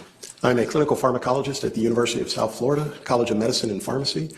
Also have a specialty practice in Tampa called Clinical Pharmacology Services, where patients are referred for high-risk medications, drug interactions, adjustment of therapies, and pharmacogenomic testing. And in addition to that, I also serve as a medication safety expert for the U.S. government for Medicare. Okay, and briefly tell the jury, what is pharmacology? So pharmacology is a study of medications or substances. So they can be synthetic or they can be natural substances, and we study them for what effects they have on the human body. So from a clinical perspective, we're looking for what are the positive or the desired therapeutic uses, but we also look for the negative or adverse side effects and toxicities and how to manage those and where those may be presented by drug interactions or genetic metabolism. Okay, and when you talk about medications and, for instance, pharmaceutical products, are you also educated on cocaine and crack cocaine? Yes, it includes both those that we use medicinally, but also those with illicit that patients may end up presenting with substance abuse disorders or addiction, because those can interact with prescription medications as well, and also work as a resource specialist for law enforcement, for medical examiners, helping to evaluate the impact of those substances. So it's not simply studying the medications. I'm the expert who, in a clinical setting, a primary care or a specialist would refer to, or a medical examiner, on either questions about how to use the medications for a particular patient. So we usually get the more difficult to manage patients, or someone who doesn't react or respond the same as everyone else, or for a medical examiner looking at what pharmacologic effects may have contributed to someone's death. Okay, and can you tell the jury a little bit about your educational experience? Yes, I did my undergraduate training at the University of South Florida in Tampa in biology and biochemistry. I did a Doctor of Pharmacy degree, which is like an MD degree. It's a clinical doctorate, except instead of one class in pharmacology for physicians, I spend the entire 4 years on that topic. And in addition, I did a postgraduate training after the doctorate. I did a residency at Emory University and a clinical pharmacology fellowship at Emory as well, and then also completed a MBA with a healthcare focus. Okay, and can you describe for the jury your past years of work experience in this field? Yes, so as I stated previously, there's academic responsibilities, teaching, mentoring students. Some of that is also working with other faculty, helping to be a resource for other faculty in their areas of specialty as a consultant to their patient care management or clinical research design. Over the years, I've done numerous clinical research trials, serving as a principal investigator, looking at new medications, comparing against established. We do that on an inpatient or an outpatient basis. I have a specialty clinic that I referred to, where I have partners and colleagues in that practice in the same specialty. And in addition, for about the last 4 years, it's 5 now, been working on the healthcare reform team as a medication safety specialist. So when we're looking at healthcare reform, it could mean payment reform, access to health insurance, but it also means improving quality. So one of the key pieces of research has been helping to make sure that patients don't go for care and then are harmed. The number one healthcare-related harm is adverse drug events. Okay. And sir, have you ever testified in court as an expert in the field of pharmacology before? Yes, sir, many times, probably in excess of 250 times since the early 90s, in both state and federal. Okay, and in criminal cases, civil cases, or both? In both. Okay. And have you ever testified for the state attorney's office? Yes, including the state attorney's office here in Jacksonville. Here in Jacksonville, okay. Your Honor, I would tender Dr. Buffington as an expert in pharmacology. All right, then he'll be entitled to testify in that regard. Thank you, Your Honor. Dr. Buffington, do you remember approximately when you were first contacted by Ms. Schlax or myself to get involved in this case? I looked at that a few weeks ago, but if my memory recalls, it was somewhere in 2015, and then it was a while before I got more records to review. Okay. And as part of doing what we asked you to do, did you prepare a sort of a case summary that would help you discuss with the jury what you find in this case? Yes, sir, I did. Some illustrations that helped me to prepare to review for testimony today, but may also be helpful for the court as well. Okay. And is it up on your screen there? Yes, it is. That's the title slide. Okay. And what is the, after the title screen, what is the first thing that you do when you start to gather records in this case? I start to build a case background. So just like if I was going to present a patient case to a colleague or to refresh myself in a record, I go through the background and gather information that's been compiled based on previous healthcare practitioners, previous records, and assemble that so that that's a starting point. Then I look for things that are relevant to my specialty, compile those, and then eventually build towards developing an opinion or set of opinions. Okay. And Dr. Buffington, I've put up the case background screen. That's on yours also, your screen? Yes, sir, it is. Okay. And of those things that you list, the past medical history, the case summary, what is most relevant to you? Well, I think the past medical history, as it pertains to this case, gives me an understanding of the background of the individual. So knowing any previous medical or psychiatric issues that lay the foundation. Is this someone who is newly diagnosed with a condition, whether it's depression or anxiety or paranoia, or is this someone who has a base foundation over the years of psychiatric complications. And there were numerous, both psychiatric and what I'll call medical or physiologic issues for his case. Okay, and you've got them listed there? Yes, sir, I do. Okay. After you do that, did you prepare a list of the medications that Donald Smith was currently on at the time that you met him, or since he was incarcerated? Yes, sir. So in this particular table, the information that's on the right is the information that was effective in his corrections healthcare record in May of 2015. But I was able to go back and look for information previously and found that his previous psychiatric medications included fluoxetine, that's the star or the asterisk on the first line, and also Zoloft, what's on the bottom line. Now, why that becomes pertinent to me is as I look at a patient or an individual and I start to hear about your medical conditions and I build a mental list of your medications, it says a lot to me in understanding how you got to that level. So when we look at medications, some are very introductory, some are moderate, and some are very intense. Some are reserved for more severe, more difficult to manage cases. What I see there is the sertraline or the Zoloft on the left, historically, versus what he was needing for psychiatric control and antidepressant therapy by May of 2015 was profoundly different. That's the difference between, say, a Toyota Camry and a 2-ton pickup truck. They're very different utility, and they speak to what the difficulty of managing. So just in looking at this, a prior and then over a period of time, I saw a progression of intensity of what was required for medication management. Okay. And Dr. Buffington, if I can switch to the next slide, talk to us a little bit about cocaine. I think we've all heard the term cocaine, but you can tell us what it is. Yes, so the reason this becomes pertinent to this case is on that earlier background slide, it was one of the revealing points is that not only did Mr. Smith use cocaine, but he had a severe substance abuse disorder with crack cocaine. So I thought it would be important to help explain to the court that cocaine is something that we use clinically. So it's used in surgeries, it's used in plastic surgery and different procedures as a vasoconstrictor. So it's something we understand. It's also abused. So people can take that and abuse it. It's a by pharmacologic effect. So if you think of alcohol, if you think of marijuana, those are substances that are depressants. They calm you, they settle you. Cocaine, if you think of how people have abused it over the years or misused, it's a stimulant. So it's used by athletes, it's used by actors, it's used by celebrities, and it's something that increases your persona, increases your performance. It comes with caveats, and that's the problem with independent abuse. So it's also a local anesthetic. So for certain surgical procedures, it can also numb the clinical response. But with that, it can be taken or administered in several different forms, from to inhaled through the nose, to smoked through the lungs, and even swallowed through the gastrointestinal tract. And the thing that's important to understand here is the way medications work on the brain. So an antidepressant, an antipsychotic, an anti-anxiety, many different categories. They all work to adjust chemicals in the brain. The ones for cocaine are predominantly dopamine, serotonin, and norepinephrine.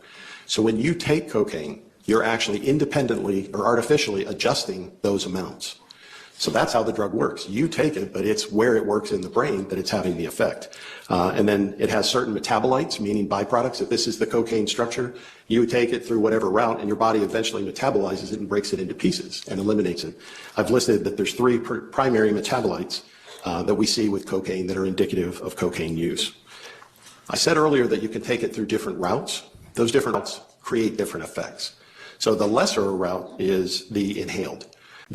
When you smoke it, it's a more intense and a longer duration. If you change the formulation of cocaine from just the powder to a crystalline or a crack powder and then smoke that, it has even longer effect, quicker onset, more intense cravings, and that's why, if you've ever heard, crack cocaine is the most addictive substance. So it's because of the change when it goes to crack and you inhale it into the lungs, it has a more potent effect, and it also drives that feedback loop in your brain for wanting the next amount or wanting that intense craving to satisfy that. So it also creates a longer, more sustained effect. Okay. And can I move you to how cocaine affects neurotransmitters, that slide? Yes, sir. All right. Yeah, because we really just covered that last information. So I mentioned to you that there's 3 primary neurotransmitters. There's many neurotransmitters in the brain, but these 3 are the ones that cocaine affects. It'll affect it either way, but when it's crack, it affects it even more intensely. Norepinephrine is that loop in the upper corner. That's where you get that increased sense of alertness, concentration, energy, that pick me up, that I'm stronger, I'm more bold, I'm more me than I was without it. But with that, you also get some side effects. You get increased heart rate, you get increased blood pressure. It's also the brain chemical that's released if you've heard of fight or flight. When there's something traumatic happens and you dump norepinephrine, you get exaggerated strength or exaggerated reaction. The other is serotonin to the right. Now that's where you get mood control. So it's a frequent medication, serotonin and serotonin-related products for depression, and they help to adjust mood, appetite, and sleep. But when you mix those together, and you're now affecting, like cocaine does, norepinephrine and serotonin, now you start to build anxiety, difficulty controlling impulses, and irritability. And then dopamine on the bottom is the one that the neurotransmitter we associate with pleasure. So that's like the pleasure center in the brain. But same thing, as you start artificially manipulating all three of these neurotransmitters, you eventually decrease your attention, increase aggression, violence, and change in moods. So this is why cocaine as an addiction, the person wants that sense of boost, that personal performance, but eventually what unravels that person and drives them to some aha moment or to rehab or something is their life begins to unravel. And one of the most common is change in behavior, aggression, and paranoia. And that's a dangerous combination to have together. And again, when you're adjusting dopamine, you can also increase anger, aggressiveness, hallucinations. And if you use cocaine chronically long enough, eventually you develop psychosis. So that's like its own entire psychiatric change in your personality. You're now hearing things, seeing things, or believing things that aren't true. Doctor, if I can move to the next slide, and can you discuss with the jury the psychiatric effects of chronic cocaine use? Yes, and that's what I was just referring to. We all have depend on, for coping, for judgment, for communications and relations, we depend on those neurotransmitters to be in balance. So if you're using one of those medications to treat depression or to treat anxiety, that's also now a careful dial that we're using clinically to try to help adjust those and watch for improvement or watch for symptoms. Some of the psychiatric effects and complications that go with chronic cocaine use are cognitive impairment, where you have impaired decision-making, impaired judgment, impulsivity, and this is predominantly because of the effects of cocaine and the neurotransmitters in the prefrontal lobe, where you regulate impulse control. The next is paranoia and psychosis. That's the one I mentioned that usually unravels. Those around the person will often see that behavior before. And because you may look at someone who's on cocaine and not be able to tell that they're taking it. They just seem more vibrant or more communicating, and you can't tell. Now, if paranoia and psychosis come in, that's something that externally you may, like an antenna for you, go off that you look for. But you can't always see someone who's on cocaine or necessarily having the cocaine-related chronic side effects. They may have violent behaviors and develop short fuse and anger and impulsivity.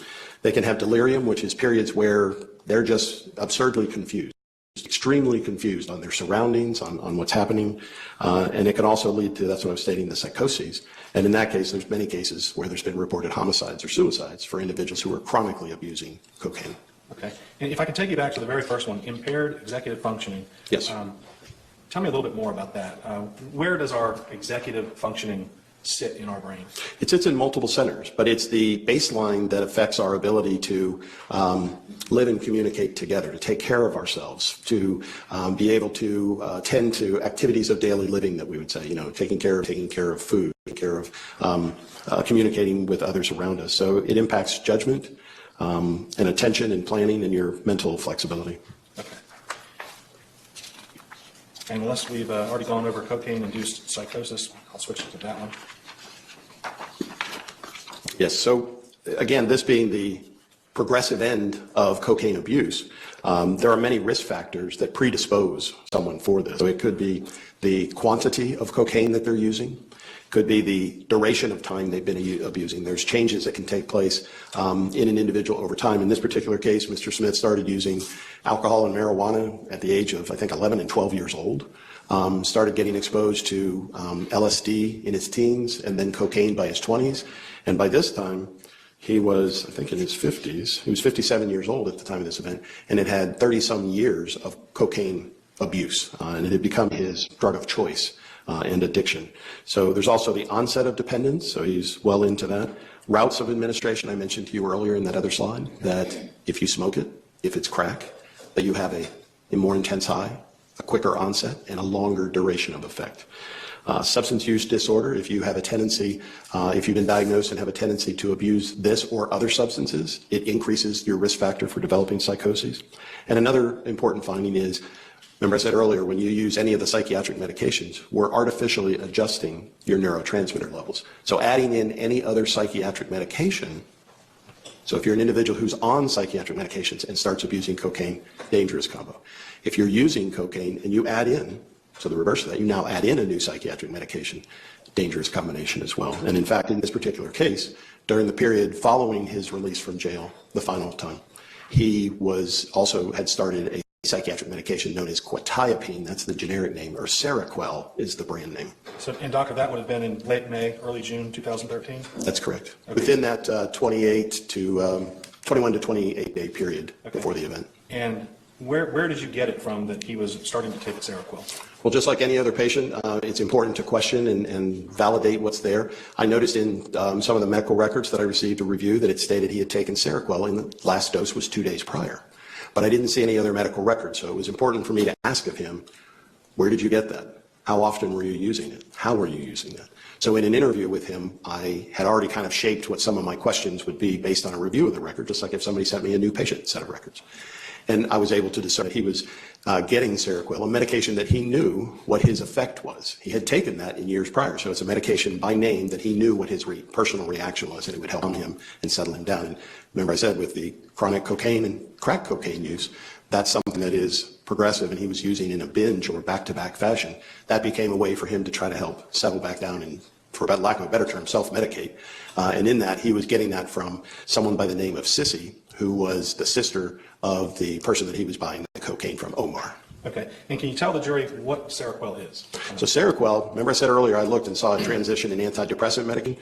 Seroquel is a much more potent as well. It's reserved for very severe cases of bipolar depression or psychoses. So it's an antipsychotic medication, not just a garden variety antidepressant. And with that comes side effect profiles as well. So now we've got that medication added and the cocaine as well. Okay. And doctor, can you tell the jury what you end up with when you're on crack cocaine and then you add in the Seroquel? What happens physiologically to you? So again, it's now manipulating some of the similar receptors or neurotransmitters. In the case of Seroquel, it's also affecting dopamine and serotonin as well. So we're getting an overlapping impact or interaction at some of those same receptors, as well as side effect potential. Okay. I think the next slide helps to understand. So if you were to spend a day in our clinic and work with patients who are taking different antidepressants, antipsychotics, anti-anxiety medications, we have to look at patients in this fashion, and we have to counsel them in this way as well. Anytime you start a new psychiatric medication, we're now artificially changing or regulating those levels of neurotransmitters. And we have to watch to see, is this new combination going to be effective for you? That watch period as a clinician is 2 to 3 months. Now, that's a long time for somebody who wants relief immediately, who wants effects. So we have to counsel patients. You may experience adverse side effects, maybe to the degree that we even have to remove that medication or discontinue or alter the dose before we get to that 2 to 3 months. So any change, and if you look at the bottom here, you'll notice that I've stated whether you start a new medication, we've got to wait and get to a period of equilibrium or stability. If I change a dose on a medication, it's now another 2 to 3 months to see the full impact of that, and we can also see significant adverse side effects or complications. Likewise, if we take a medication away. So if the Seroquel was added in that 21 to 28 day period, we're not even to the point we are sure that we're going to get a desired effect. Now, granted, he was doing that independently, but that's a period of concern. Add to that the cocaine now affecting the same neurotransmitters, and you're now creating, for lack of a better term, a crockpot effect that could take months to see, and the concern is re-equilibrating or stabilizing. So his concerns would be, in most patients, and him as well, substance abuse, sleep hygiene, stress levels, nutrition. These are all things that can also change or alter your neurotransmitter production and response. So I refer to this frequently as a neurotransmitter storm. And whether it's independently done or whether it's done as a clinician by adding or changing one of these medications, there's a 2 to 3 month period of significant risk of uncertainty of behavior. Okay. And I'll move to the next slide. And can you talk to the jury a little bit about what happens when you have that storm? So this kind of comes back a little closer or narrows to this particular case with Mr. Smith. He had a profound psychiatric history that included major depressive disorder, symptoms that included auditory and visual hallucinations. He had substance abuse disorder history, antisocial personality, borderline personality. These are all things that are previous diagnoses from other practitioners who have managed or worked with him over time. Pedophile, paraphilia, psychopath, homicidal, and suicidal. He had been previously committed attempted suicide multiple times and had also been Baker acted, where someone's psychiatric status changes sufficient to where they have to be held against their will till you get them stabilized and managed. The substance abuse disorder was profound. It started in childhood and early teens, progressed with significant medications all the way through a substantial duration with cocaine throughout his adult years. Then the crack cocaine binge. Upon being released from prison, he went right to use of crack cocaine. And binging is a term that, unlike in a hospital, we don't, anytime, even if a patient comes to our clinic or goes to the hospital, you have to self-report and tell us what you've taken or what you've been doing. We don't have a list like the nurse does at a nurse's station and charts everything. But binge use and high volume use is an indicator that someone is in that cycling. They're trying to feed that intense craving. And he said he was using at a binge use level at high volumes during that 21 to 28 days and had been constantly using for the 7 days prior with very little sleep at all. And sleep deprivation adds significantly to the psychiatric instability as well. And then if you add in the quetiapine, that was now a psychiatric medication addition that's now only less than 30 days introduced. So we've got a significant risk factor for neurotransmitter disruption and altered behaviors and thought processes and mood instability in Mr. Smith at that time. And Dr. Buffington, based on everything you know about Mr. Smith, about the things that you knew prior to forming opinions about the prior records that we had and we discussed with you, have you come up with an opinion as to the pharmacological effect of cocaine and even the Seroquel on Mr. Smith and the chronic use and what it's done to him? Yes, sir. My professional opinion is that within a reasonable degree of medical and pharmacologic certainty, that due to the combined effects of chronic substance abuse and use disorder that was from childhood through current, multiple major psychiatric disorders, chronic cocaine binge use or crack cocaine binge use, including the recent addition of the psychiatric medication, that Mr. Smith would have been impaired to the degree that his normal judgment, skills, and ability were profoundly diminished. Okay. And can you go over with the jury all of the things that you believe support your opinion? I think you've got them listed. But... Yes, sir. So the first was the opinion. These are things like, how did you get there? One is that he had an extended period of no psychiatric therapy, and that was during that prior incarceration. So we knew that he needed therapy before. Now he's getting ready to be released on no therapy. And actually, even to be released, should have been released on specific medication therapy and was not. His medication profile from previously to what I was able to discern during this current incarceration is indicative of the severity or the progression of a psychiatric condition based on the change in medications. His chronic cocaine use and binge ingestion during that period of time was significant, and it included, he testified that he used cocaine even at that last window at the Walmart by going into the bathroom to do the last hit. And it's my understanding that he also had a burn on his leg from putting the crack pipe back into his pocket from that use at that time. He had sleep deprivation, profound sleep deprivation, to the degree that he was having abnormal dreams and fears, so he wasn't getting what we call restorative sleep. He had accessed that psychotropic medication, Seroquel or quetiapine, from that other individual, Sissy, and was taking that. He was having auditory hallucinations and delusions, hearing things. He was hearing voices crying or talking. He was having visual hallucinations and delusions where he was seeing inanimate objects move. He described a leaf in one particular example where the leaf looked like it had come to life. He had visual disturbances like increased sensitivity to light, which is common with cocaine. He felt paralyzed at times by his surroundings because of the paranoia, the terror, or a sense of impending doom, to the degree that he would feel frozen at times or having trouble walking. Depersonalization, that goes with the psychoses, where you end up feeling like an out-of-body experience. Like at times he described like he was watching himself, not in his body, but watching himself. Emotional lability, which is significant changes from crying to positive and happy, but just like a pendulum swing, to the degree that he was confused by those. And another important issue with psychiatric effects and intoxication is impaired memory. So I'm not saying this specifically like intoxication, like you might think of alcohol. Somebody drank too much, now they're intoxicated. This would be from the chronic use, where you also have impaired memory. We look at memory as something that should be fluid, something that you should be able to describe what transpired. Someone said this, you said back, I went from here to there. What he described on that evening was a sense of snapshot memory, or like photos. In his words, he said staggered or stuttered images, things like scenes out of an old black and white movie where there are gaps between. So think of like if you took a photo, and then the next part of your memory is not between, but another photo. And that's very consistent with impaired cognition and intoxication as well. That's all I have. Thank you, doctor. Thank you. Any cross-examination? Thank you.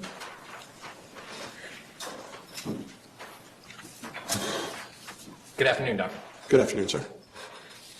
Now, doctor, your doctoral degree is in pharmacology. You're not a medical doctor, correct? That is correct. It is a medical specialty, But you're not a medical doctor. not an MD. It's a PharmD degree, specializing in pharmacology and drug therapy management.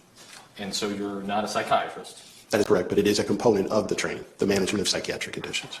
And you don't hold a PhD in psychology either. No, that's correct. Let's talk a little bit about what you were provided. You were provided records from what the defense gave you, correct? Yes, sir. And you reviewed that prior to speaking with Mr. Smith, correct? Yes, sir. And you created your opinion in this case based upon a review of the records that the defense provided you and a 15-minute phone conversation with Donald Smith. Isn't that true? No, sir. It was an extensive review of the records, and I produced a draft. I had requested to be able to confirm or validate some questions I had with him, and was able to do that in a phone call to him the day prior to our deposition. Oh, I'm sorry. It was an extensive review of the records, but you talked to him for 15 minutes. That is correct. I had some very specific questions that I needed from him to finish my opinions. Okay. So you just had specific questions, so you had formed an opinion even before you had even spoken to him for that short 15-minute period of time? No, sir. As I just stated, a draft opinion. Of course, I had gone through the records. Just like if you see a new patient, you may get records to review, but when you talk to the individual, you may clarify or get information that you need to solidify. And so based upon this 15-minute phone conversation and a review of records, you felt confident that you could reach an opinion? Yes, and then you would ask me a few additional questions, and I ascertained that information as well. Okay. And so it wasn't until I actually asked you questions in deposition that you even bothered to go to the Duval County Jail and actually meet with this man. Isn't that true? I didn't need to meet with him, but I did because I was up there meeting with some other inmates. But you would agree that all of the information that you were provided about his cocaine usage, his drug usage in the 21 days between when he was released from prison and when he killed Cherish Periwinkle all came from him? Well, yes, it could only come from him. Because there were no drug tests that were presented, correct? Correct. Law enforcement had the chance, but didn't do any toxicology testing the day that they arrested him. And there were no prescriptions that he was being prescribed at that point in time, correct? Correct, because the cocaine was illicit and he was acquiring the Seroquel from someone else independently. Correct. So he was obtaining not only the cocaine illegally, but he was obtaining the Seroquel illegally, correct? That is correct. And he was using the Seroquel not to treat any mental health illness, but rather to control the ups and downs of his binge cocaine usage. Yes, which were severe, and he had previous exposure and knew what that medication would do for him. And when you talked to him about this, I think you said he had impaired memory, you asked him to describe his memory, correct? Correct.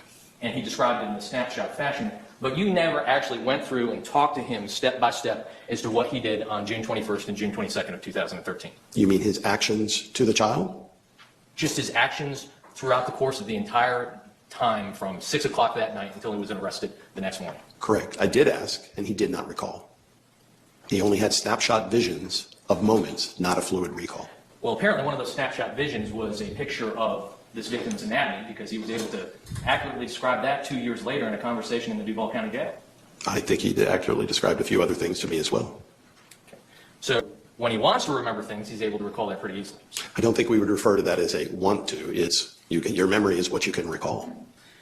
But again, you're relying on what he's telling you, and you're aware of the fact that other experts have said he deceives, he lies, and he exaggerates symptoms, correct? No, if you have those reports, I'd be glad to see them. But even then, if you're saying lied, that would be at that moment. I did not see that he was diagnosed as malingerer, which is a term we use medically where someone doesn't describe something in their past accurately for some particular reason. And that could be dementia. Malingering isn't just a sense of dishonesty. It could be dementia. It could be following post-traumatic stress, things where you don't have a solid memory, but your articulation of those are not accurate. So the defense didn't bother to provide you then Dr. Joseph Sesta's report where he provided psychological testing. He determined him to over-report and malinger to the point where invalidated his psychiatric symptoms. No, I did not see a Dr. Sester report. Oh, so you weren't provided that report. I was trying to finish. I didn't see a Dr. Sester report, and that malingering or that change or manifest over-articulating would not mean that someone would do that on every occasion. There were other people who saw him and didn't think he malingered either. You would agree with me that there's a difference between a clinical setting and a forensic setting, correct? Setting? Setting. When you're meeting with a potential patient, there's a difference between when you meet with them clinically or when you meet with them forensically.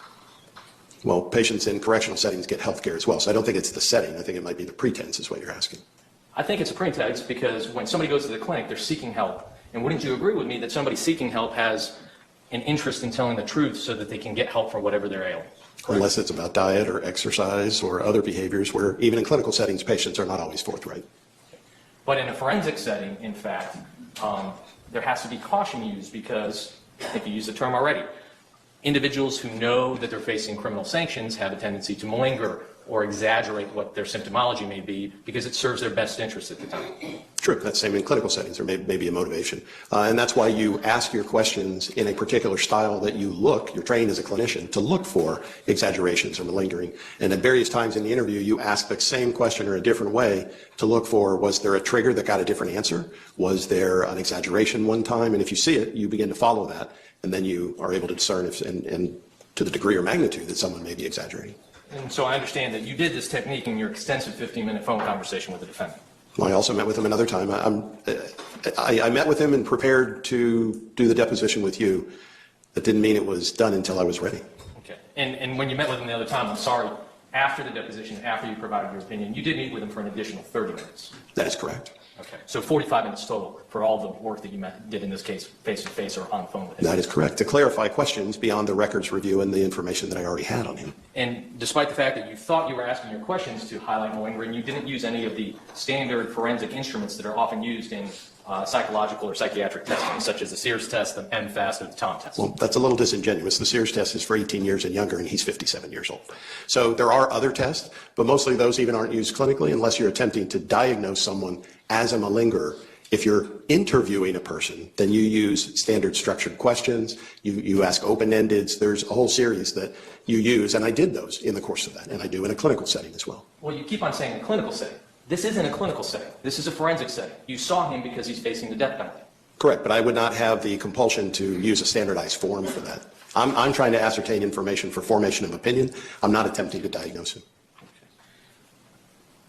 So all of your history regarding his cocaine usage from May 31st to the date of his arrest, it came from him, correct? Absolutely, the only person it could come from. And he claims that he was using cocaine, in particular, the 7 days before this particular incident. Yes, binge. Constant use of cocaine. Well, back to back, yes. It's not every minute, like as soon as the previous dose wears off, you've got to ascertain it or you've got to go get it. But yes, high volume use back to back for the 7 days prior. But knowing that's what he told you, you never talked to his mother, did you? No. Despite the fact he was living with his mother up until the day of his arrest. Understood, but I don't know that she would be of utility for discerning what he took. But no, she could testify how he was acting, whether he was sleeping, whether he was not sleeping. She could testify to visible outward appearance of her son, right? Possibly, but I'm not aware of any of that information in this case. Because you didn't ask to talk to his mother. Correct. And in fact, you were unaware that he was with his mother hours before he interacted with the victim in this case, furniture shopping. Right, so as I stated previously, and I'm confused, did the other experts meet with his mother? I don't know. Okay, then I'd prefer to see those records too. Oh, you haven't seen the records? As previously stated. Okay. So as I mentioned earlier. You answered my question, sir, if I can ask the next one. I haven't, because you asked me about what she may see, and I was trying to clarify for the jury that you may not see outwardly visible effects while somebody's on cocaine. Remember, you use the product to go from lesser to bolder, to more active, to more energy. It doesn't mean you can look at someone on cocaine and say, like someone who's severely intoxicated on alcohol, and have a lot of external visible effects. But he said he was delusional, right? At times. I don't know that those would have been at times when he was standing next to his mother, though. He said he was having auditory hallucinations? Yes, you don't see those externally. Visual hallucinations? Yes, you don't see those externally. Was acting paranoid? Yes. Okay. Wasn't sleeping? Yes. Okay. So, in addition to not speaking with his mother, you never reviewed any of the videos that were captured in this case, which show his behavior and his conduct from about 7 o'clock at night until about 11 o'clock at night. You've never viewed those either, have you? Yes, I have. Oh, you have? That was since we last talked? That is correct. Oh, okay. So you formed your opinion before you saw the videos, but now that hasn't changed your opinion at all? That is correct. Based on reviewing the videos, I didn't see anything that would change my opinion. You never spoke to Brad Calhoun, correct? That is correct. He's the person who was at Dollar General who interacted with him. Correct. You can see them having a dialogue. And you never spoke to the victim's mother, in this case, Rain Periwinkle. That's correct. And she was with him probably that evening longer than any other individual, correct? That's correct. But again, these external manifestations are not always seen with cocaine. So he's on the 7-day bender on cocaine, but none of these things would have been available or readily accessible to somebody just walking by or seeing this individual. In many cases, no. And you said, well, he went into the Walmart bathroom. He reported to you that he smoked cocaine in the Walmart bathroom on the night of the incident, correct? That's correct. And you talked about potential burns, so I'm assuming this is smoking with a crack pipe and a lighter and things of that nature. That's correct. Okay, so that was his methodology. Did he tell you that's how he ingests cocaine? Yes. Okay, so he told you those things. Can you explain to me then when he was arrested only hours later, there wasn't a crack pipe and there wasn't a lighter? No, sir. I don't know what he did with them in between. Okay. And again, all that information came from him. Correct. It's the only person it could come from. Thank you. I don't have any further questions. Can you redirect? Yes, Your Honor.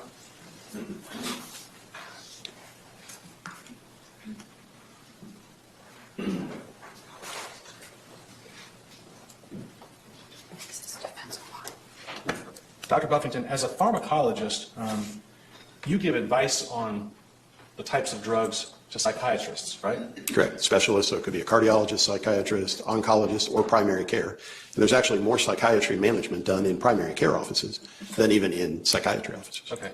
So you're no stranger to how the drugs work. In fact, you educate doctors on how the drugs work. I teach the classes as well as serve as a specialty consultation for patient care management. Okay. And after this deposition that Mr. Khalil has discussed with you, you and I met at the Duval County Jail, right? That is correct. I had 3 other inmates I was interviewing for clinical questions and knew that he was at that facility, and you made him available that day. Okay. And the only real follow-up that we wanted to answer for Mr. Khalil was where he got the Seroquel from. That's correct. Everything else, you were relying on all the reports that you received from all the people in this case, right? Correct. I hadn't had at the time of the deposition the videos, but based on his comments on the videos, I requested access to see those and was able to see those as well and found no relevant or impactful change in my opinion. Okay, so it had nothing to do with your opinion. That's correct. Okay. And Mr. Khalil was asking about the physical manifestations that you might have seen on the video from taking crack cocaine. Is a 7-day binge on alcohol going to look different than a 7-day binge on crack cocaine? Significantly. And what would you expect to see if someone was on a 7-day binge on alcohol? You had video of it. Yes, so it would have been someone who was very sloppy, someone tired, lethargic, possibly not communicating with people. In this particular case, it was the opposite. He was attentive, he was reading a magazine, he was asking questions, interacting with people. Okay. And Doctor, Mr. Khalil indicated to you that in one of his questions that a person who went to a facility for help would have an interest in being honest about what he was on or what he was taking. Remember that question? I do. Okay. And are you aware of Mr. Smith's attempt to Baker Act himself about 11 days before this incident? Yes. Being self-aware of the degree of problem or difficulty he was Right. in. And have you seen that report? Yes. And is it on your screen in front of you? Yes, it is. And can you read over that report? Take about a minute to just read over it. Yes, so this took place on 6/9, and the presenting complaint is him acknowledging I've been on a cocaine binge for the last 4 days to the point I don't sleep at all. Now, someone may lay down, try to close their eyes. So to someone externally, you may think, oh, they just laid down, but they don't go to sleep. They don't get restorative sleep. They either have terrors or wake up. So that's what I'm presuming that means. It's Okay. common. And this is on a form that was filled out when he attempted to Baker Act himself, right? That is correct. So he was seeking help, right? That is correct. Okay. And And at no point in any of the discussions that I had with him did he attempt to mislead me. Matter of fact, he was very forthright over the years, the types of substances he had been exposed to, and his own concerns and trying to understand what went wrong. And his statement to these people that he has been on a cocaine binge for the last 4 days, that's entirely consistent with what he told you. That is correct, although more days had passed. More days have passed. Thank you, sir. Anything further? May this witness be excused? Yes, sir. Thank you, sir. We appreciate your time this Thank you, Your afternoon. Ladies and gentlemen, we've been out here about 2 hours. Let's take a recess before